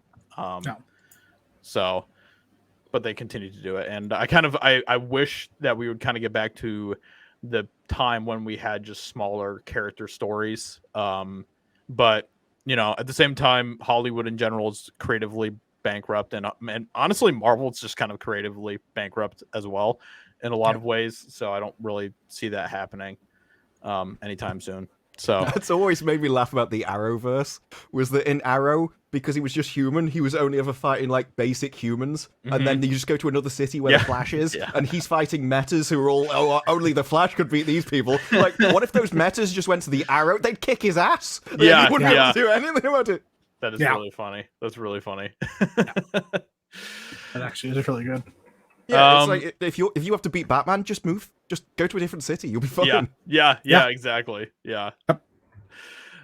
Which would be kind of interesting, actually. That actually might make for an interesting story if they could do it in a creative way. So Gerald Armstrong, thank you for the $5 super chat. Having been to Canada, I vouch the loony and toony. It's real. Nice. Nice. Well, there you go. Confirmed. Thank you, Gerald. I Canalist, thank you for the $5 super chat. Americans say victory, British say run. Grab the tea and crumpets, that's governor, and run. Yeah, that's definitely more of a French thing. Like, yeah, like literally renowned as being the tip of the spear. Yeah. Yep. They surrender for everything. So, interesting. Thank you, I Canalist. Appreciate that. Gerald Armstrong, thank you for the $2 super chat. Says something in French. I'm not even going to try to read that. But it's a question for Krista. I don't know if I could see it. It's OU and then EST and then Krista. Wait, maybe asking me like how am I? Wait, I'm confused. Say that again. I'm going to type it out because I can't. OU. Yeah, OU EST Krista question mark. Who am I? Who are you? Who am I? I'm Krista. Yeah. Like who is Krista? Who is Krista? That's me. The only French I know is like Je suis un gars, and it's like I am a train station. There's literally no time on the planet, so that's ever going to be useful. That's the only sentence I know. That's pretty great. One day it's going to save my life, I'm sure. And then Bruce Flash, thank you for the $5 super chat. Mainstream wanted a fight, but Ripa's bringing them a war. Great stream, everyone. The epic verse will be the next assault. Absolutely. Yeah, we are actually going to be shooting our next big project for Epicverse in a couple of weeks from now, and I'm really excited for that. It's going to be awesome. We have a lot of stuff going on right now, and it's overwhelming for me at this point with just how much we have so many moving pieces with everything with Epicverse, but I'm really excited. I'm very pumped for what we have that we are creating right now for you guys, and I'm excited to show you guys what we have going on fairly soon, hopefully. So heck yeah. And then David Kiefer, thank you for the $2 super chat. Everyone excited for the Ripaverse? Can't wait. I am very, very excited. I'm excited to see what Rip is going to be giving us. It's going to be awesome. The artwork is gorgeous. Yeah, it's going to be great. It's going to be such a breath of fresh air for everything that we have coming from the superhero genre right now and just comics in general. So I'm super, super excited. So yeah, and I just like the fact that he's doing that. And what a lot of people would have done is some kind of thing where it wouldn't have all sort of been in-house, or they would have crowdfunded it first and everything. Mm-hmm. Whereas there's a lot of confidence that, like, putting your money where your mouth is literally one of the biggest things you can do, because a lot of people will say they like something and they still won't put the money where their mouth is. So to come out with that big of a bet is, you've got to make something good if you're putting that much money behind it. Yeah, exactly. And I think that's one of the things that people really want more of is just original content as well. And I mean, when I've run like a couple polls kind of with my audience here as well, just kind of like asking people, what would you like to see coming from the Epicverse and things like that, just to kind of get a feeling. And so many people were just like, we just want something new that's original, something that isn't just tied to all of these other franchises or characters or anything else, just something completely original, which made me very happy to hear that, because that's exactly what we're doing with Epicverse. Like, everything we are going to be creating, at least for now, is totally original. I will say this, and this is just kind of like something for the far future. Mike and I, we love a lot of the old stories, like the Epic of Gilgamesh, Beowulf, some of that type of stuff. So there may be a day where we adapt some of that, because we've never had a good adaptation for any of that type of stuff. They've tried to adapt Beowulf on many occasions, and it's all been terrible, just absolutely terrible. So that's something that I am definitely interested in adapting at some point down the line, but that's probably the only thing that's as close to non-original type of content that we would probably ever get. So. Well, and there's a lot of stories that a lot of myths and stories that have never been told, because Hollywood only picks stuff that they think they can change or add their own spin on and stuff like that. And there's a lot of great stories that have been told over literally thousands and thousands of years that never get told. Yes. There's a ton of African stories, African legends, and all this stuff that has never been told. And they're like, oh yeah, well, we'll just steal somebody else's legend. We'll make King Arthur black, and that'll make representation. And you're like, why don't you make your own stories or find an African legend or tale to sell? And they're like, we'd rather steal somebody else's stuff. Okay. Exactly. The other half of the not originality thing is they're not even original with their own characters. It's like, well, we're going to do Batman. Oh, we've rebooted it, and now we've started from scratch. And one of the things that Ripper said is we're not going to do that, because I think he said something like, as well, no time travel. I'd have no issue with time travel stories as long as it didn't retcon something and change what it is. I think the problem comes when you're like, well, you've spent like a decade reading about this character, and then they just go, yeah, none of that happened anymore. We've just gone back to the start and started again. You're like, so was all that time wasted? Like, that everything that I've read about just didn't happen anymore.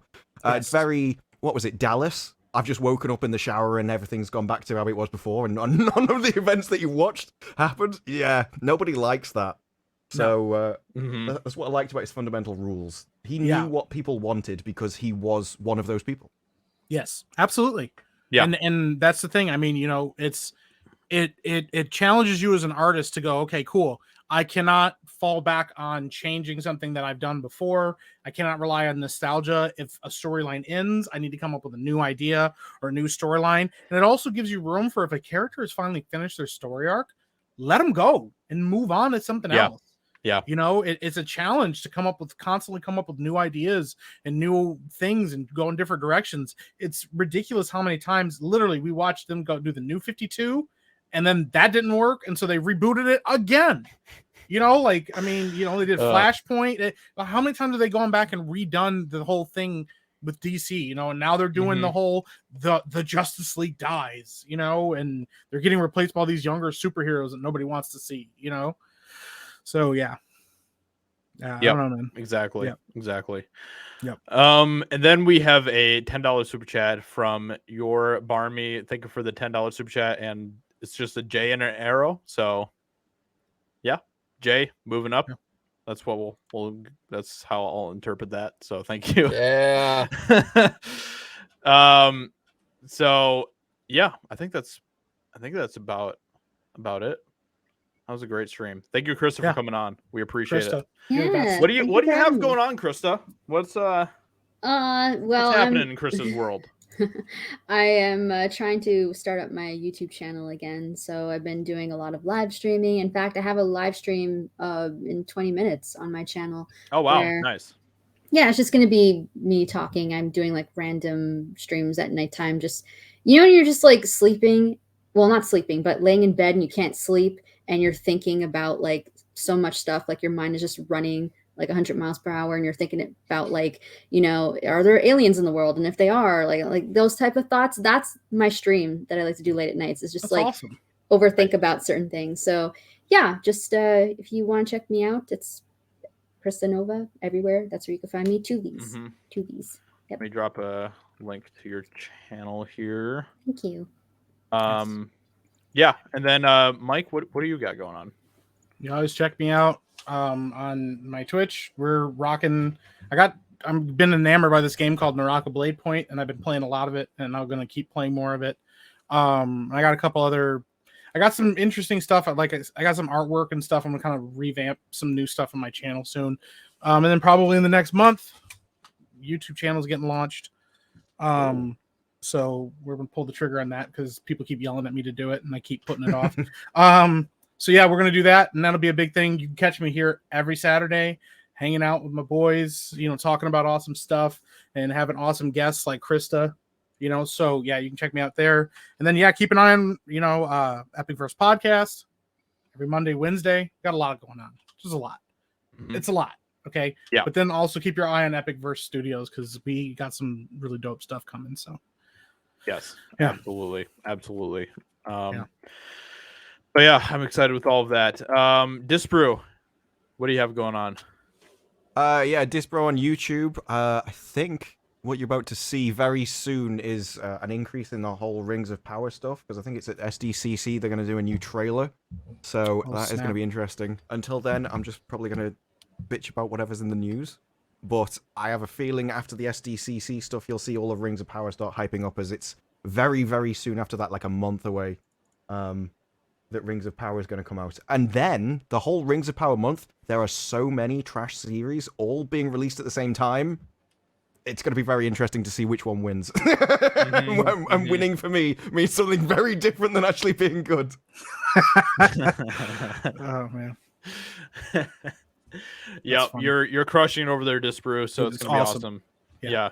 Rings of Power is gonna make you just blow up. It's gonna be awesome. So there's a load of disasters. What is it? There's like Andor's coming out at the same time. I think She-Hulk is also around there. Loads of big IPs are coming out, and they're all not looking exactly fun. Yeah.